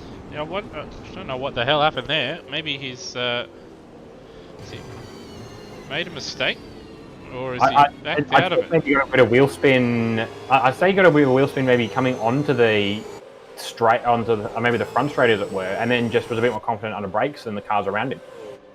Yeah, bit of an odd one, that one. Maybe he was letting him back past him. I'm not sure. As we see Type N now getting ahead of Justin Cecil, so. Coxey may not have had the best night in terms of capitalising on his results, but BJR are going to be looking pretty good in the Teams Championship, even though it's not exactly a major championship here, but we'll try and keep note of it. So Coxey now having a look at the inside now of Cheese. A little bit of door banging, but they're going to drag out of it. I was going to swear Cox on the inside would have got a better run because Cheese was sideways over the apron on the outside, but Cheese hasn't lost any ground, and they're going to go too wide into the final corner here unless one of them backs out. None of them have, and actually Taipan's trying to bind it as well. I'm surprised Taipan didn't try and follow his teammate through on the inside there. Cox gets it done, and still all to play for. They're about to start their final lap. Of course, our leader, Dane Liccardo, is on the final lap, well ahead of this bunch. But podium position is pretty much sorted. We've got Braxton Stancliffe in amongst a bit of lap traffic at the moment, so his heart rate will still be fairly high. He's got Brap just in front, and he's got the Team 18 car just behind here. Oh no, big one in the back. I think I have to check a replay, but I think that was Taipan in the back of Foxy, and I think was that Cecil or Cheese? Well, we'll cut to a replay of that after the race here, because Dane Liccardo is about to take 2 from 2 here to start the season. It's lucky in race 1, but drove brilliantly in race 2 to get his way through the field and then capitalise on Coxey's mistake. Great drive from Freakish to take home P2. Able to keep his nose out of trouble and had solid pace. And then Braxton Stancliffe rounding out the podium. Darren Kemp in 4th place. And then Grossel home in 5th. But we'll just cut back to the shenanigans here at turn number 4. So, it looks like the up and under from Taipan. He's gone from the outside to the inside under braking. And he's ran into the back of the Harvey Norman car of Cheese. And then unfortunately all that is collected Taipan's teammate in Coxey. So he's still looking for his big break. And yeah, that's not ideal for Brad Jones Racing, for Coxie, for Taipan, or for Cheese in that one. But we'll try and actually get a shot from on board there. Just trying to do too much there, Taipan. Would have been, I think, just better off just sticking to the outside and trying to get a better run off the hairpin and set it up into 6. But just to run through the rest of the finishes, we had Justin Cecilholm in a very solid P6. So good start to the season from him. Lockie Burke up 11 spots in 7th. Didn't have that normal trademark speed that we've seen so far in 2021, but expect him to bounce back in race number 3. Cox, well, bit of a yo-yo in that one. Started 8th, got himself up to 2nd place, made a mistake, and maybe even found himself in the lead there, Rody, correct me if I'm wrong, and then ended up throwing it off the road and had to fight his way back to 8th place, but at least he'll start from the 2nd row in race number 3.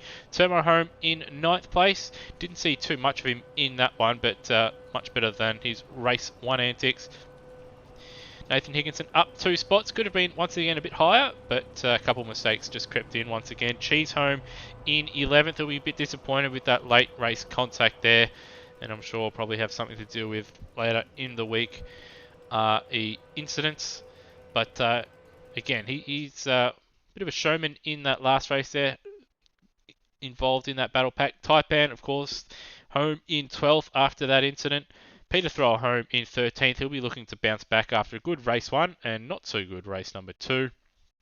Steve Warwick able to finish this one home in 14th. Cecil home in 15th. Matt Cecil, that is. Brap in 16th with Brian Walsh and McLean Lynn 17th and 18th. With looks like everyone finishing that one too, Rody. Yeah, I think in the end, McLean was 2 laps down.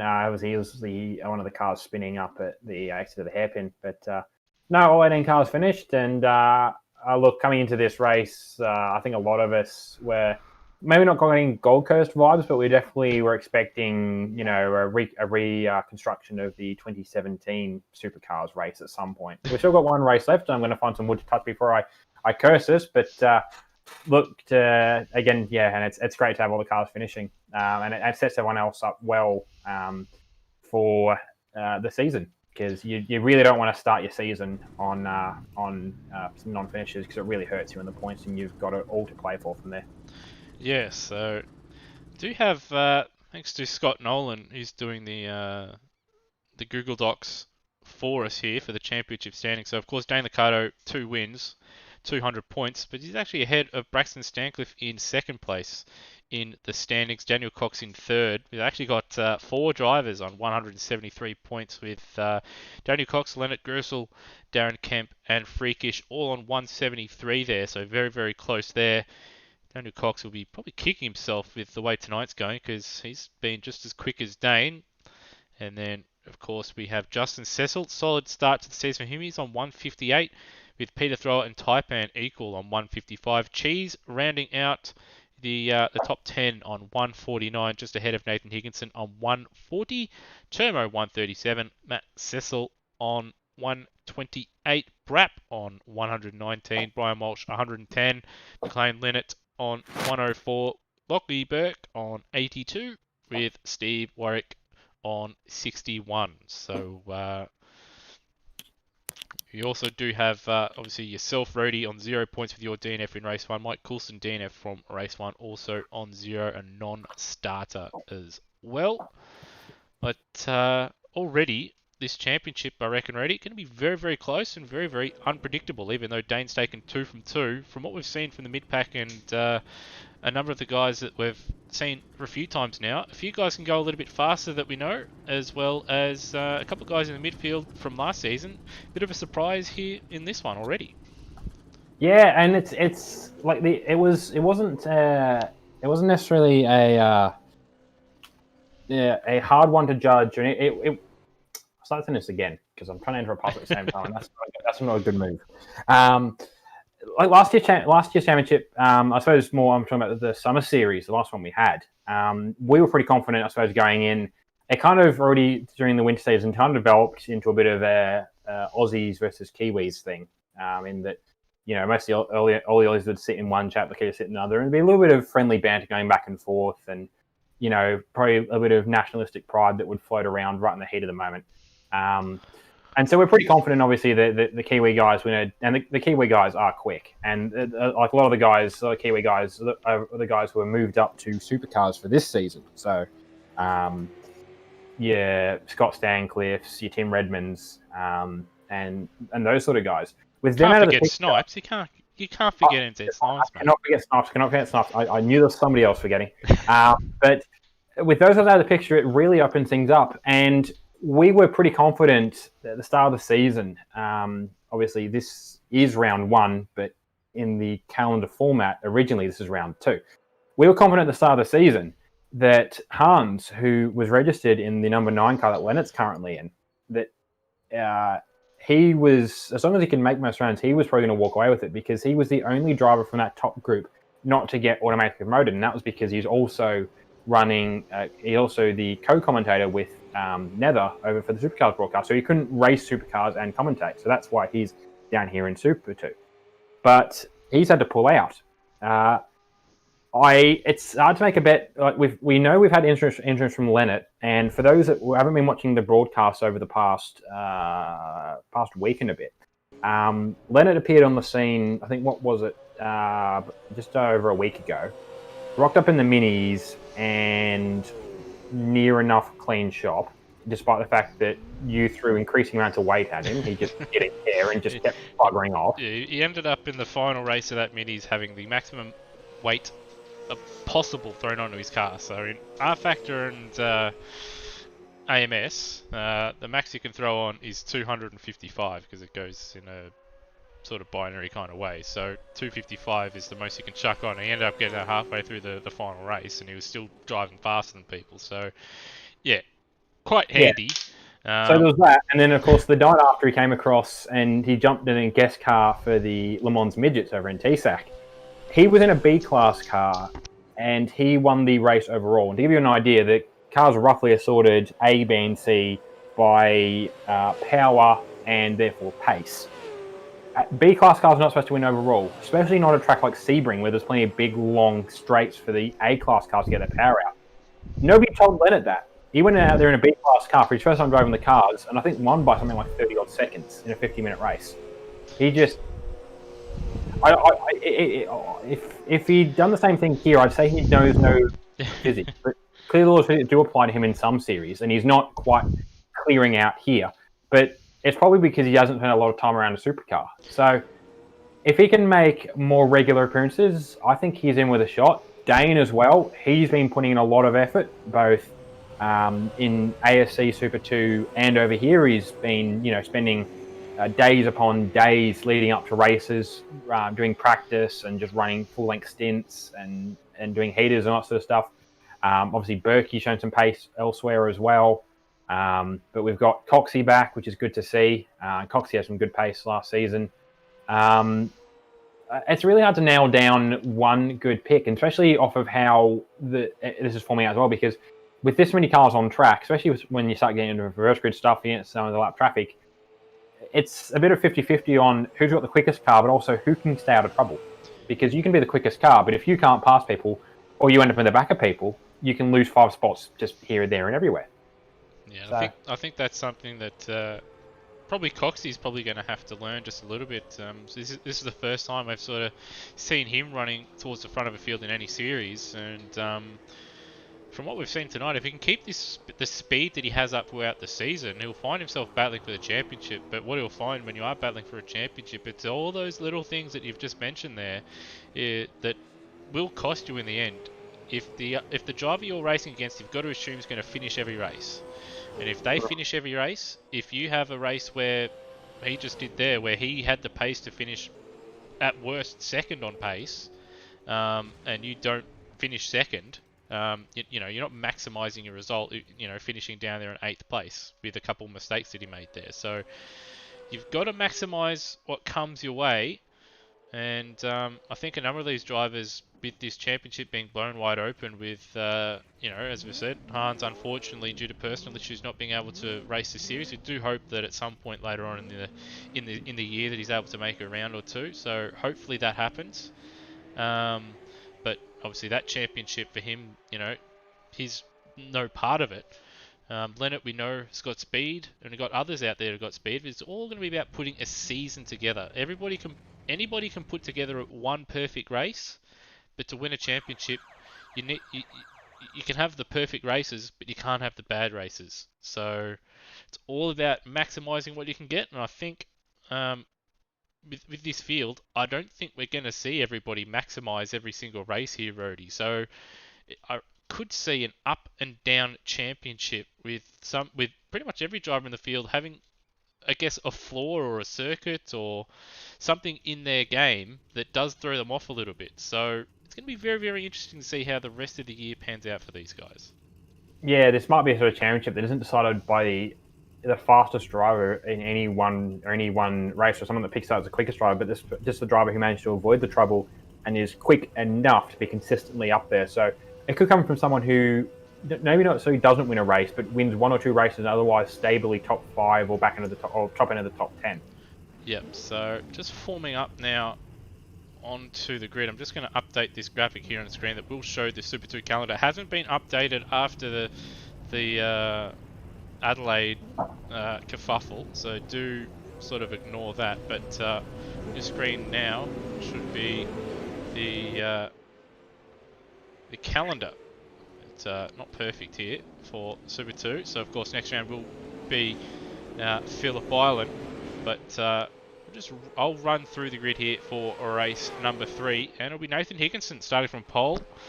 He's got a golden opportunity to put a race together and snag a win. He's got decent pace in the car, it's just got to put it together now. Termo, who's had a pretty poor night of luck here tonight, had pace in qualifying in race 1, starts from 2nd place here, so again, good opportunity for him in race 3. Coxie will start in 3rd, golden opportunity to get his first win and get his big break. Lockie Burke starting in 4th, we know he's got pace, so he'll be an interesting one to watch. Justin Cecil starting from 5th, about where he finished in race number 2 there. Good solid effort. Ursel, again, he'll start in P6 with Darren Kemp in 7th. Braxton Stancliffe again starting around about 8th place. Another one to look out for. And Freakish has missed the start here. So he's got his work cut out for him. Hopefully he doesn't cross the line there and get himself DQ'd. Dane Liccardo will start 10th once again. 2 from 2. Can he make it 3 from 3? We'll wait and see. Cheese looking to make it nice and interesting. Doesn't have his teammate to battle this time. He'll be thankful for. He's got Taipan right behind him. He'll be hoping not to run up the back of him this time. Peter Thrower looking for a bit of redemption after a poor race number 2. Steve Warwick in 14th. Matt Cecil will start from 15th with Brap 16th. Brian Walsh in 17th, and looks like he's actually lined up properly for once, so well done there. And then McLean Linnett will round out the back of the field. Lights are on. Hugo, turn out your lights.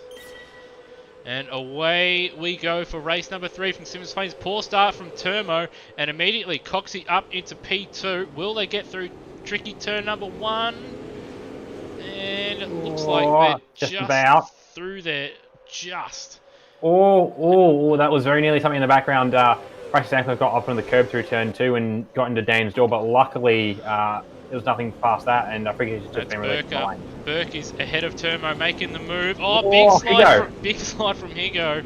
Right outside ways, a little bit of contact with the hip in there with the concertina effect, and Coxie now looking to make the move, get himself into the lead, and he'll be hoping just to disappear. And he's just got to be careful here. Higginson, defensive already. He's not going to make it easy for Daniel Cox. No, it's a prime opportunity for Higo to try and string together a good result, and he's not going to hand it over to Coxie without putting up a decent fight. Coxie just wants to get past him and use Higo and Berkey and the guys behind just to build a buffer between him and Dane and some of the quick guys. So, look, Coxie wants to get past as soon as possible. Higo wants him to stay back there as long as possible. It might get to blows if not careful. Yeah, he's got a good run here. And the outside, we've seen him pass around the outside and set it up at 6 before here, so he won't mind going the long way here as long as he can get his nose in. He's just got it. He had to squeezed the brake pedal a little bit harder than what he would have liked, and that's why the back end stepped out, and he's not going to have that ultimate good run to set up a move. Instead, he's going to use that decent run to defend from Lockie Burke. A little bit further back, though, we've got Cecil, Justin that is, Gersel and Kemp all duking out. Gersel looking to move up the inside, and he's got the job done, but Cecil around the outside, going to try and hold on because he's got Kemp who's inside, and also got Liccardo looking to buy in as well, as Gersel just holds on as he squirms his way through turn number 7. Bit of a lock up for Turmo into 1, or through 1 I should say, and Gersel now, he's got the better exit, and he's going to go around the outside as they're all squirming through there. Gersel now up into 4th place, and Justin Cecil looking to buy in here. As he's Kemp, they're going to go 3 wide, and Liccardo also. Liccardo diving in as well, yeah. He's gone around the outside. The problem is he might get boxed in here. No, he's going to get at least 1 position. So Liccardo ahead of Cecil there. Justin Cecil, the big loser here. And now we've got Turmo, Kemp, and Liccardo all duking it out. And we have got Cox into the lead now, according to live timing. I will just skip ahead for a second as Turmo just gets a little bit nudged out of the way there. He won't be too happy with that one. But Liccardo getting that position there. Matt Cecil widening the grass there. And we'll just try and cut to a rebate. No, Cox has dropped back here. So let's just have a look. He was in the lead. He went for a pass on the outside of Higo at turn 6 and just put on the grass. I don't think Coxie is going to be too pleased with that, because that was a big dive. He was ahead, was Coxie, and Higginson's just, sent it into him. And big lock up for Liccardo. He's in the gravel trap, and there we go. I was saying before the start of the race that all these drivers, as quick as they may be over one race, they do all have flaws, and there we go. It's a little bit too hot-headed there, not patient enough. And he's going to go to the back of the field here. So this is one of the worst gravel traps I think we've got on the calendar. It is so deep and it takes such an effort to get out of. He was facing the wrong way, so he had to get the thing turned around first. He dropped back behind Walshy hears behind. Oh, there's McLean Linnet spinning around in front of him as well. Technically a pass on the yellow there for Dane. But in that as well, actually, Freakish already up 3 spots. Yes. As a bit of fast lap for Braxton Senko as well, 52.942. Yeah, so we've got battle spot fires all over the place here. So we've got Braxton who's battling with Gersel and Kemp now. Gersel trying to get by Kemp, one of the more difficult drivers to pass in ASR. Both deep on the brakes, a little bit of contact between Gersel and Stancliffe. A little bit further back, looks like Cheese and Taipan look like they may have had a little bit of contact as well there at the hairpin maybe. But out in front, Higginson in the lead. Very exuberant, flamboyant driving style. Lennet. Oh, a little bit of lag. He's on 2 wheels there. He's wide. And I can't see maybe too pleased with that because he came from a long way back, but it looked like he got crowded onto the corner as well from Kempy. So I think Kempy was in his right to move there. He was making the line for the corner. But it was just a bit too much supercar in one section, and it's what put Leonard out wide. He'll be fired up now. He's now back up by the top 10. There's a slight little creep over there. So if we have a look, Gersel's made his move, and then Kemper's gone to the right, and then he started moving to the left and crowded Gersel out just a little bit. So maybe one that may need to get looked at there. That's Turmo now, and Braxton Stancliffe juking it out here, and that's allowed Taipan and Cheese to close back up. So again, nice little battle pack here. As big lock up for Cox. Taipan should allow Braxton to get by. No, they're going to go side by side. And this battle pack continues to get bigger now, and bigger and angry. Oh no! No! Oh, that could have been significantly worse there. That could have been. Thankfully, only minor contact. It will unfortunately cost Taipan a couple spots. Oh no, it has got worse. There we go. It was getting just a little bit too heated there, and unfortunately, Freakish, innocent bystander. And I know that was Cheese who was around. Sorry, Freakish he's actually, I think Freakish, he's now back with Freakish Cheese. So the teammates did manage to find each other in the end. Yeah, so just right on board Cheese to see what's happened here. Oh, so Matt Cecil on the right hand side's clipped the wall, bounced into Cheese, and that's just then spun Cheese around. So once again, the 2 teammates joined at the hip. They're actually ahead of Dane Liccardo now, but it's a shame. Both those guys in decent position and have found themselves down the field. And it's also split up that battle pack with Braxton Stancliffe and Kemp now being well ahead of the two Tickford cars, who are just ahead of Taipan, Justin Cecil and a recovering Leonard Gersel. And then there's a little battle pack between Rapp and Peter Thrower. Let's just try and come back to the front here. So Higginson doing a really good job at the moment. He's ahead of Coxey, who has got ahead of Lockie Burke in the last couple of laps.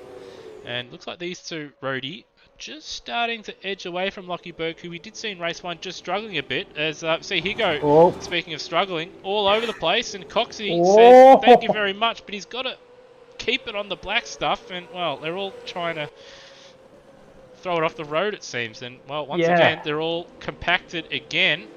And here again. He's just over driving the thing here, and Lockie Burke says thanks. I'll take that. But they're going to duke it out all the way down to turn 4. A little bit further back, we've also got Braxton Stancliffe. He's got himself ahead of Darren Kemp as well. And big lock up for Coxey, but he's able to pull it up. Higginson on the inside, and he's back up to second place, but he hasn't got the ideal run. Lockie Burke does, and they're going to go side by side all the way through turn 5, which is this long right-hand corner. Not really corner, it's flat out. And then the braking zone here for turn number 6. And Higo going defensive, holds on for now. Yeah, we were talking about faults earlier, and one of Higo's biggest, I think he'll admit it on a quiet day as well, he does tend to overdrive the car when he's really trying to get some hustle on. He did this in the ASR Super race at Sandown and was putting it off at every second corner because he was putting so much effort in trying to get back. It's some of that get their eyes that we see from some other drivers across ASR. And I think it's starting to get to Higo as well, which is not what he needs, because get their riders puts you off more than it gets you up the field.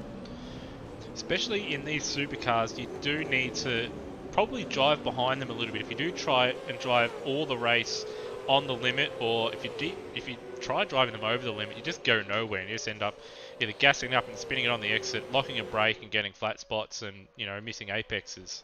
So it is something that I think he'll hopefully come to learn with time throughout the season, just to drive underneath the car a little bit, and he'll get those better results. But he's done a really good job so far in the first 11 laps here. And as I say that, he's right out sideways. He's locked the rears a little bit, coming over the rise there at turn 1. He's able to hold it, as you know, very flamboyant, but not going to help his cause. Still second, but he was doing a good job. But I reckon, Rudy, if he keeps going the way it's going, might see Braxton Stancliffe and Darren Kemp close up to the back of these two by the end of this race. And that's the thing, probably, that's the thing Coxey probably wants. He wants these two to battle because it's going to slow them down, but also it's going to put them in a nice clump that makes it harder for anyone who's potentially quicker than Coxey in the back half of this race to try and catch him. So if these two get battling the way they are, and I don't think they're planning on stopping as Berkey puts it down the inside. Oh, there's contact there too, actually. But they keep battling like this at the moment. It makes things very easy for Coxey to try and pull away at the front. Well, they're he's redressing that position. So they were 3 seconds at the second split ahead of Braxton Stancliffe. Now it's nothing. So he's going to have slipstream. These guys just over driving it, over battling, and we're going to have a 4-car battle pack here for second place. A little bit further back though, Matt Cecil is, well, we can call it the Cecil train, I guess, because he's got Taipan not too far away. Turmo's in there. Justin Cecil's also there, and got Leonard Gersel also at the back of that. Probably the fastest of the lot, but he's been balked a couple of times that we've seen him try to get a good exit, and he's had someone in front of him, and he's had to get out of it. So he'll be hoping to pick his way through it, but tough going so far for them. It is. I think Leonard's problem partially is because it's only his third or fourth race meeting here. Is he doesn't know anyone, so he doesn't feel confident enough to put it up the inside. He's being very generous, being a newbie here, and he's just not quite having enough of a dip, I suppose, as we'd put it. He's not slow. He's just not quite confident enough to put the nose down the inside at some of these corners. He doesn't know what the other drivers around him are going to do when he does it. Yeah, that as well, and being from Germany, he does have a little bit of little bit of latent lag to deal with as well, as he's going to transport these cars halfway across the world to get to his PC. Yeah, I don't think so much the lag is the major problem. I think it's just experience racing these cars, because obviously off the bat he's got fairly solid speed, I think it's just the confidence, and he just needs more time in them to sort of get the most out of the braking compared to all the other cars. And this is also, of course, the first time he's probably raced people on the circuit here at ASR as well, as you've said. So, Oh, here you go. just getting to know He goes people. run it wide at the. Sorry, he goes run at the last one. He dropped 2 spots. About to drop a 3rd spot as well. I think to And Tomo. he got himself. He was clear of Lockie Burke as well. And he's just outbroke himself. He's ran out of talent, outbroke himself, and he was comfortably second. Yeah, and as I said earlier, it's something that gets ego. He just starts overdriving it, and he was under no pressure at all there. He was pretty comfortably in second. He didn't have to do anything special, but he just wanted to go that little bit harder and a little bit faster to try and, I don't know, push a margin up, and it's what cost him, and he's just run wide as well. Oh, and I think that puts... no, he's looking to make a move. He was looking to make a move on Kemp, and Kemp's gone the up and under, but Higo is going to have the toe. Ooh, that's a... Ooh, bit of rubbing there. I don't think Higo would be too happy with that, because he pulled one way and then Kemp just chopped the door on him. And Higo going to try and go around the outside here at turn 6, just squeezed out of it. Actually, I was going to say, I'm pretty sure these two have history. Oh, not what we want to see. Oh, that's both of them off and around. That'll be significant damage as well, I'd imagine, for Higo. That may be a puncture. Oh, here you go. Here you go. Here you go. Here you go. Here you go. That. Yeah, I said there's a bit of damage to that car. He's not getting up to speed the way I think he wants it to. And he did wander back on track there in front of Justin Cecil and Leonard Grossel, which balked them too significantly as well. Yeah, so we'll just cut to a replay, just to have a look here.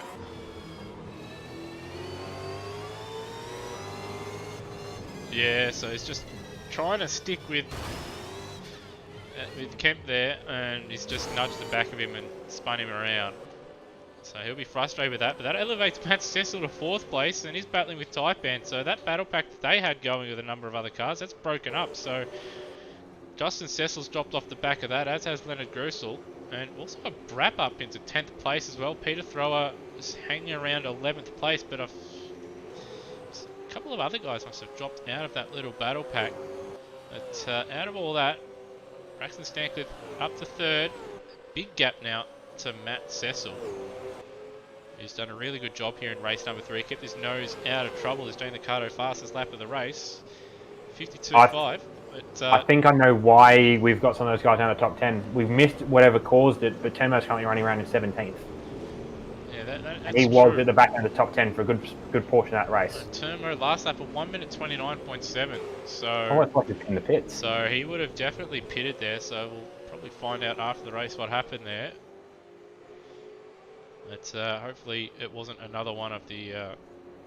it's almost trademark now, unfortunately, with Turmo just being wiped out and being an innocent party from someone else. But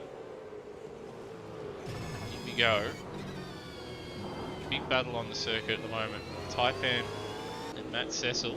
Fairly close between Braxton Stancliffe and Lockie Burke as well.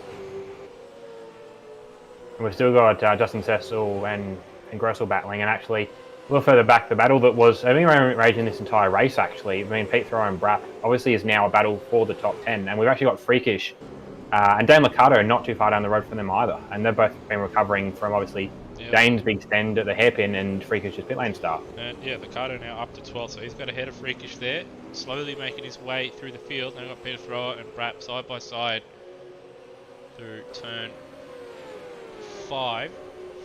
Brap getting the better exit off the hairpin. And it looks like just ahead of him, Grossel has got the move done finally on Justin Cecil. He'll be looking to set his sights on Nathan Higginson. So right on board Peter Thrower, car 88.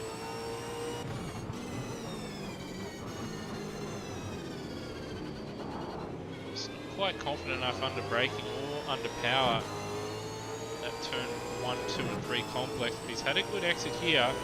Once again, looking to make a move at turn 4. Very, very deep under brakes. Is he going to pull it up? Oh, yes, he is. yes. And he's got the job done, and he's got the better exit. He sort of balked Brap there a little bit at the apex, and Brap couldn't quite get the power down as early as he would have liked, but Brap still is in the slipstream here. Thrower is going to have to defend into turn 6. He's placed his car nicely there, right in the middle of the road. It's a bit of a slide there from the Penske car just down the road in Justin Cecil, and Thrower getting that job done. He'll be kicking himself with not race 2, and he finds himself in 10th place with 3 laps to go, but we'll be hoping just to get something from race he's number 3. got that. He ran wide at turn 2, and Brap's already right on the back of him again. So played against Sam. He's good under brakes last time out here, Peter Thrower. He's going to have to do it again. Brap on the outside, and he's going to have the slipstream and the run once again into turn 6.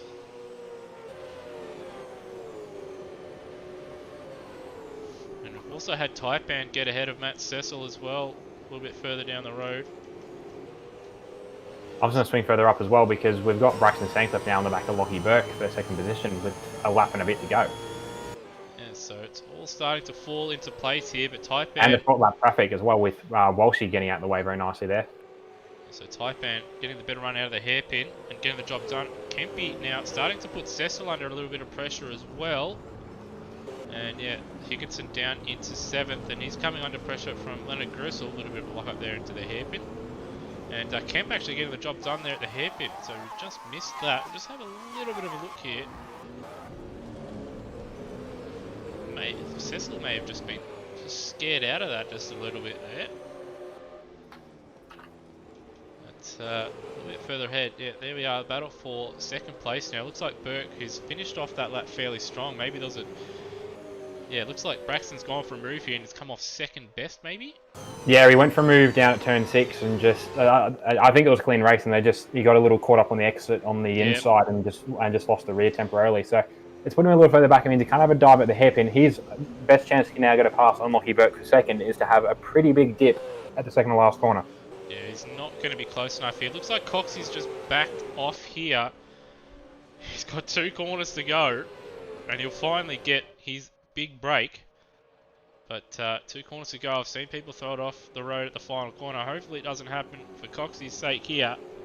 But there it is, through the final corner, and Coxie will win race number 3. Threatened to do it all race long. We kept making mistakes, and he finally gets his big break.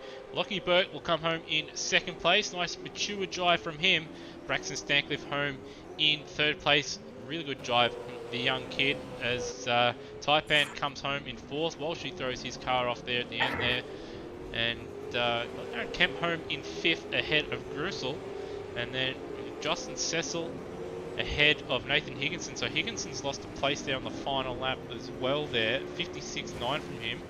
And Peter Throw home in 9th, ahead of Rapp in 10th, Freakish home in 11th, Ricardo home in 12th, so he's made a mistake there because I swear he was up. He was in 11th. At some point. Cheese home in 13th, Steve Warwick home in 14th, Matt Cecil must have been caught up in something at the back end there because he's home in 15th and he's not pleased as well. He's tossed that car straight into the tyre barrier. Something has happened here. Has he made a mistake or has he been binned? Oh no, he's had to go into the pits. I think he's used your fuel calculator, Rody. I think he's used your fuel calculator here. That'll be it. Good to see that still getting a run. What was it? So almost we're coming up to a year anniversary, I think, of Rody's fuel numbers being a thing. Dear. So he'll be kicking himself with that one. Turmo home in 15th. Bit of a disastrous night for Turmo. We don't know what happened mid part of that race, but he found himself 1 minute 26 laps, so generally that means he's pitted. Ryan Walsh home in 17th with McLean Lynette not finishing race number 3. But Rody, some very, very interesting racing and some good battles up and down the field in all 3 races tonight. Yeah, I think especially that race 3 is that most of the drivers, I think it's after some of the back markers, at least had someone to battle. And the only examples outside of that were guys that were trying to move between battles. So obviously Coxie trying to clear away at the front and Braxton moving between the battles, so sort of the mid pack of the top 10 up to the podium spots. But there was a lot of guys had to race for most of the race. Even obviously Dane fell off very early, but he had cars to battle back through. And obviously towards the end he had a battle there with Freakish. We had the full race length. We had Pete Throw and Brap banging doors together. Grissel just probably, as we said, not familiar with the guys he's racing around and a bit too polite. probably had maybe the pace get a little higher than he did, but he still had a good battle, obviously trying to get past Justin Cecil and trying to do it in a way that I suppose he felt was clean and sort of went by his rule book. And then top end thrown in there as well, and like in race 2, it's sort of the result you want to achieve with reversing the top 10 or any reverse result is to try and bunch up the racing, and like full reversals normally end up in chaos, which is why you don't tend to use them too much. But a top 10 reversal is a good halfway measure, and it kept the top 10 very fluid, both within who finished where in the top 10, and then some of the guys who were outside the top 10 on pace, but just kept the car straight. And like we saw with Higo getting podium just by not being the pace for a top 10 driver, but by surviving where some of the guys didn't. And it also shows in the championship standings. So I've just checked over and had a look at the Google Doc. And would you believe it? A driver that leads the championship hasn't won any of the races tonight. So Braxton Stancliffe, who finished with, 2 third places and a second, finds himself in the lead of the championship on 285 ahead of Daniel Cox on 273. That race 3 really put a dampener on Dan Liccardo's night because he finds himself on 267 and he's 6 points ahead of 4th place Darren Kemp. So if he had just been in the top 5, he would have found himself comfortably in the lead of the championship. But no, he finds himself in 3rd place. So even the pace setters, they didn't have the most optimal night, and that's going to set up what I think is going to be a very intriguing championship going forward. Alrighty. Well, we've got a number of the drivers here on the podium. Right, Rody, why don't you jump to... Well, I'll let you pick who you want to go through in these post-race, post-round driver interviews. I'm going to start alphabetically. I'll go to Berkey right at the top of the list. So, Berkey, you obviously had some good pace today. It didn't quite work out for you in race 1, though. What happened for you there? Coming into the first corner, I hit the brakes and went to downshift as usual, and heard the engine cut out and then puff of smoke, and I realized I'd blown my engine, so I pulled off to the side and had to exit back to menu. Bugger. Well, I will say though, that second race though, it wasn't quite up there with like a last to first driver coming back from the back of the grid to finish. I think you finished 7th in the end, which is a pretty good result from the back of the grid. Did you find that an easy drive, or was that a lot of work just trying to get back up to the field? It wasn't as much work as I was anticipating. I was just before, like 15 seconds before the race would start, I was contemplating whether I was going to go hards or softs. I ultimately ended up going softs, and it managed to pay off. And yeah. Nice work, mate. Pretty solid result. Obviously, you've managed to do a good job of counteracting the results from race 1 with the results in race 2 and race 3. You're pretty happy with how the night went overall? Yeah, I'm happy with how the night went overall. Just wishing I didn't DNF in the first race, otherwise I would have been up there, but it happens. Of course, that's all right. Good to see you, Berkey, and hopefully we'll see you out there on track at the front for next round. Thank you. I'm going to pass this next one over to you, Lewis. All right, thanks for throwing me under the bus, Rody. I was hoping just to have a nice, quiet end tonight, but might as well jump over to Freakish. Interesting night, Freakish, but you would have had a lot of fun along the way because races 1 and 2, you and your teammate were joined at the hip, and you had to fight your way back there in race number 3 there. But in the end, I think it was race 2 there, you picked up a very solid and comfortable 2nd place in the end there. Well done. Yeah, it was pretty crazy. Me and Hayden were just like magnets around the track. He was just towing me around. It was crazy. It's pretty amazing. And it was a bit of an interesting finish towards race number 1 there, but you're able to survive, and it set up race 2. So race 2, talk us through sort of the first half of that race, because you had to sort of get your way towards the front, and then I'm guessing you're just hoping that the cars behind would battle and you're able to drive away, which once you got yourself into clear air though, you were quite comfortable and you never really got caught. Yeah, that the start of that race was pretty crazy. I hit Cecil into T1 and then pulled back a bit and then had a bit of a moment, dropped back to 5th, and then I had Tim in my ear just saying, just focus on your lines and just focus down. And people made mistakes and I just capitalized. And then, once I got no cars ahead of me, I could just focus on my brake markers. and it was a little bit easier. Well, you certainly did that, and you earned a very well-earned second place there in race 2, and you find yourself 7th place after tonight's racing. So well done, and good luck for the rest of the season. Cheers, thank you. All right, Rody, might as well go Serpentine here. So Yep. who will you pick as I'm driver? gonna have a chat to Dane.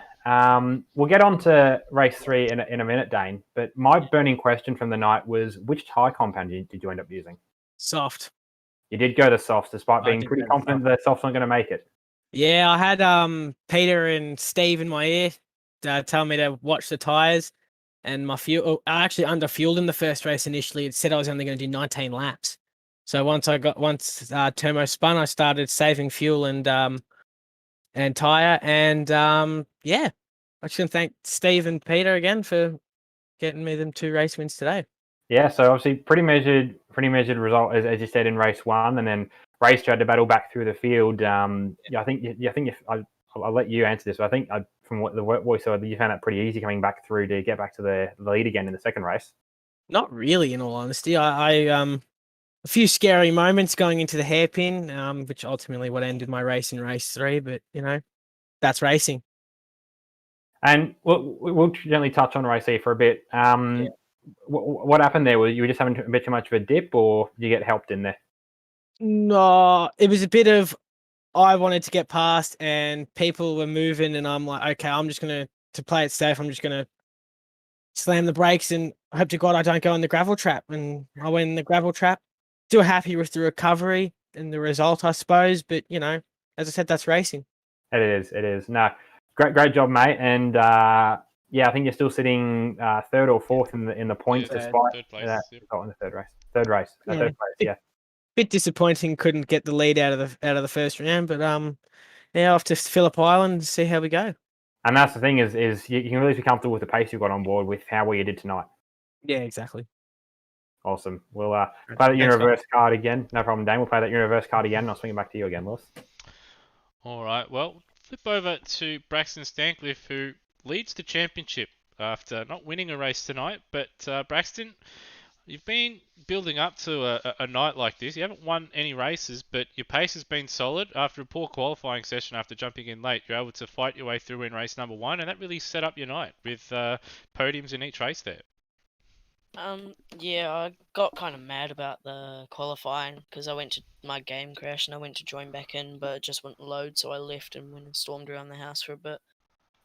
Then came back and it let me load in, so I got 1 lap in, and then it just went on from there and got 3rd in the first race, I think, and then 2nd in the first race.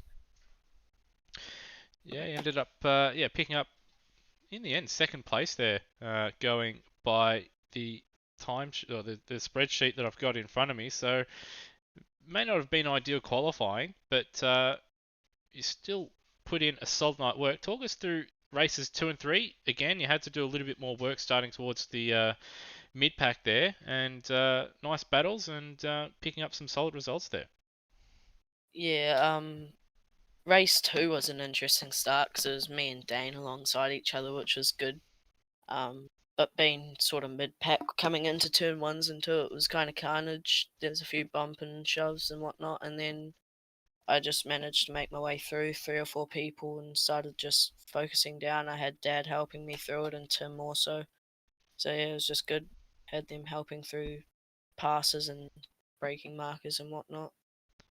Well, the guidance certainly helps, and you've picked yourself up 3 podiums and the lead of the championship. So well done on a very solid first round in the ASR Super 2 for 2021. Good luck. Cheers, guys. All right, Rody, it is time for, of course, the man who's always been on the lookout for his big break, and he finally got it, Rody. You did, yeah. Daniel Cox, you finally got yourself that win, mate. Look, we'll start with the other night. Race 1, I think you finished 3rd from memory in race 1, and then obviously had to battle back through the pack again in race 2, and then come into race 3. But look, how did the first couple of races go for you as you're trying to set yourself up for the last race? Well, the pole blew my mind. I was just going to be happy if I just got a a 52 flat. But on my first lap, I just wanted to. I just set I forgot the word. Banker, that's the word. And I set a banker, and I went, oh, I did that turn pretty well. Oh, I did that print. Oh, okay. I might as well go for it. And I beat my best lap by 3/10, I think. So, and I couldn't. And I went, no, I've got to try. I reckon I can do better. And I was 2/10 up on my second last lap, and I stuffed it. But no, that sort of put me in mind. I went, okay, I'm fast. And then I was happy to be on pole, and I went, all right, don't crash first corner. I crashed second corner. So I don't think there was any. I think it was just a racing incident. I think me and Dane were just fighting for turn 3, and we just slightly touched my car, just spun, and went fair enough, and got to battle through, and I battled all the way up to 4th, and then I think someone was 3rd, and something happened to them, and so I went, okay, well, it's a good 3rd, and I'll try. And second race, couldn't get past Kemp. Like, I thought I had a good run coming onto the second last corner, and it just locked, and it kept on locking, and I went, I'm trying to release, and there was no grip out in that close, and I went, oh god, I'm going to kill him here. But luckily, I didn't destroy his race completely, but I do apologize to Kemp for that, and I did readdress immediately, so hopefully I don't get busted. But no, and then race 3, I just went, I can do this. Higo was basically, he was on a mission, and I went, all right, if I continue battling him, I'm gonna crash. I don't want to crash into him. He's doing well, and I let Burke pass, and I went, I need to save tires, because my second race, I nearly cooked my tires completely, and I was losing 7/10 of a second a lap. So I went, but I'll just take it easy. And then I think he made a mistake, and I got him, and I got 3 seconds up. Went, right, just take it easy, and I ended up having 30% left on my rear right tire, which went, okay, so I can save tires. So all in all, it was a fun night. It was very, even though I didn't have a good race 2, I didn't enjoy battling everyone. Everyone stepped up. Freakish, I couldn't catch him. That's how I pretty much spun trying to catch him. He was flying, because I thought if we catch him, I could sit in his draft and catch the Cardo. But no, props to him. Well done to Braxton for just not setting a good lap, but just being consistent. That's what I did last season, and that's what consistency works. So yeah, looking forward to see the roadies photos of the race. I think that'll be good. And thanks. Yeah, I'll have to work on those. But no, great racing, Coxie, and good to see you finally got yourself a win. Yeah, and there might be something coming from Daniel Cox Designs in the near future. Oh, beautiful. Keep an eye out for that. Awesome. Thank you, Coxie. I'll hand it back to Lewis again. Thanks, guys. All right. Well, pretty sure that's all the drivers finished on the podium throughout the night. We've had good racing in all 3 races. Some incidents, which of course, in Super 2 it does happen, especially at a circuit like Symmons Plains, but nothing too outrageous, I don't think. But I don't have the graphic, but I do have the standings before any kind of penalties. So of course, Braxton Stancliffe leads the championship on 285 points. Coxie on 273. Dane Liccardo on 267. They're the top 3. And then we have Darren Kemp in 4th place on 261. So solid night for Kempy as well. Lennart Gertel on his debut in Super 2, 258. So solid night from him. Taipan on 246. Up and down night from him. But good start for him in the championship. Freakish on 243. Justin Sissel on 240.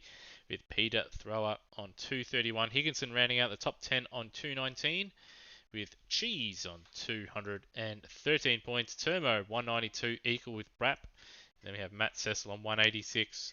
Lockie Burke on 179. That DNF really does kill him in the standings there. Brian Walsh on 162. Steve Warwick on 122 with McLean Linnett on 104. And a couple of drivers there on 0 points with yourself, Rody, and Mike Coulston, both participating in one race and not finishing. So that's the championship order so far.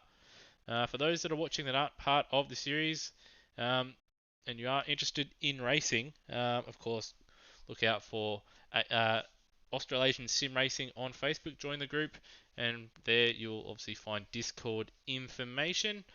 And even though all cars are taken, if you do have an interest in participating in the series, you will get, of course, the files required. And if someone doesn't show up on the night, you are welcome to jump in one of the spare cars and have a go. And I do have the graphic here for the schedule. So, of course, Symmons Plains has just been run and won. And a few weeks' time, 23rd of April, Phillip Island Grand Prix Circuit. So the track mod for that will be made available after the ASR Supercar Championship next week. And has been some modifications made to that circuit to make it look just a little bit better and a little bit more realistic as well. And then we have Queensland Raceway on the 14th of May, Barbagallo Raceway the 4th of June, 25th of June. We head up north to Hidden Valley, and then I think that's 16th of July, Calder Park Raceway. That'll be an interesting one. Very similar circuit to Symmons Plains, long straights, couple big braking zones for some good racing. SMP, always a challenge in Super 2. And then the reorganised Adelaide Street Circuit in the 20th of August, followed by a bit of a break because, of course, ASR will be hosting the Enduro Cup. So there will be a break with the main Supercars Championship and Super 2 as we run through that. There will be more information made available on the ASR Australasian Sim Racing Enduro Cup made in time. And we do hope to bring about some exciting news regarding the Enduro Cup as well. But that will be a 3 race series with co-drivers and the like.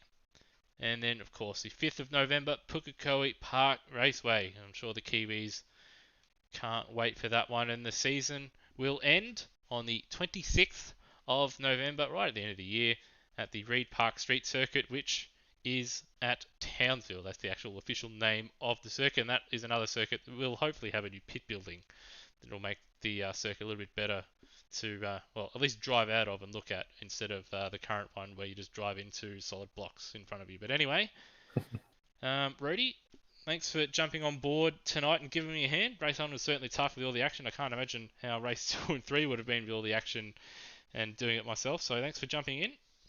I've been out of the box for a little while, but I had some fun tonight. And look, as we said, the interest is pretty extreme. I think we signed out the Super 2 grid in about 2 or 3 days. So, look, I'm doing some fun, and I've got a couple of series I'm running. So, you know what? If I'm welcome, I might come back in the comedy box again this season to help you out with some of the busier races. No worries, mate. Thanks for jumping in once again, and for when you obviously jump in later on in the year, but hopefully we see you out at the racetrack setting some absolute heaters.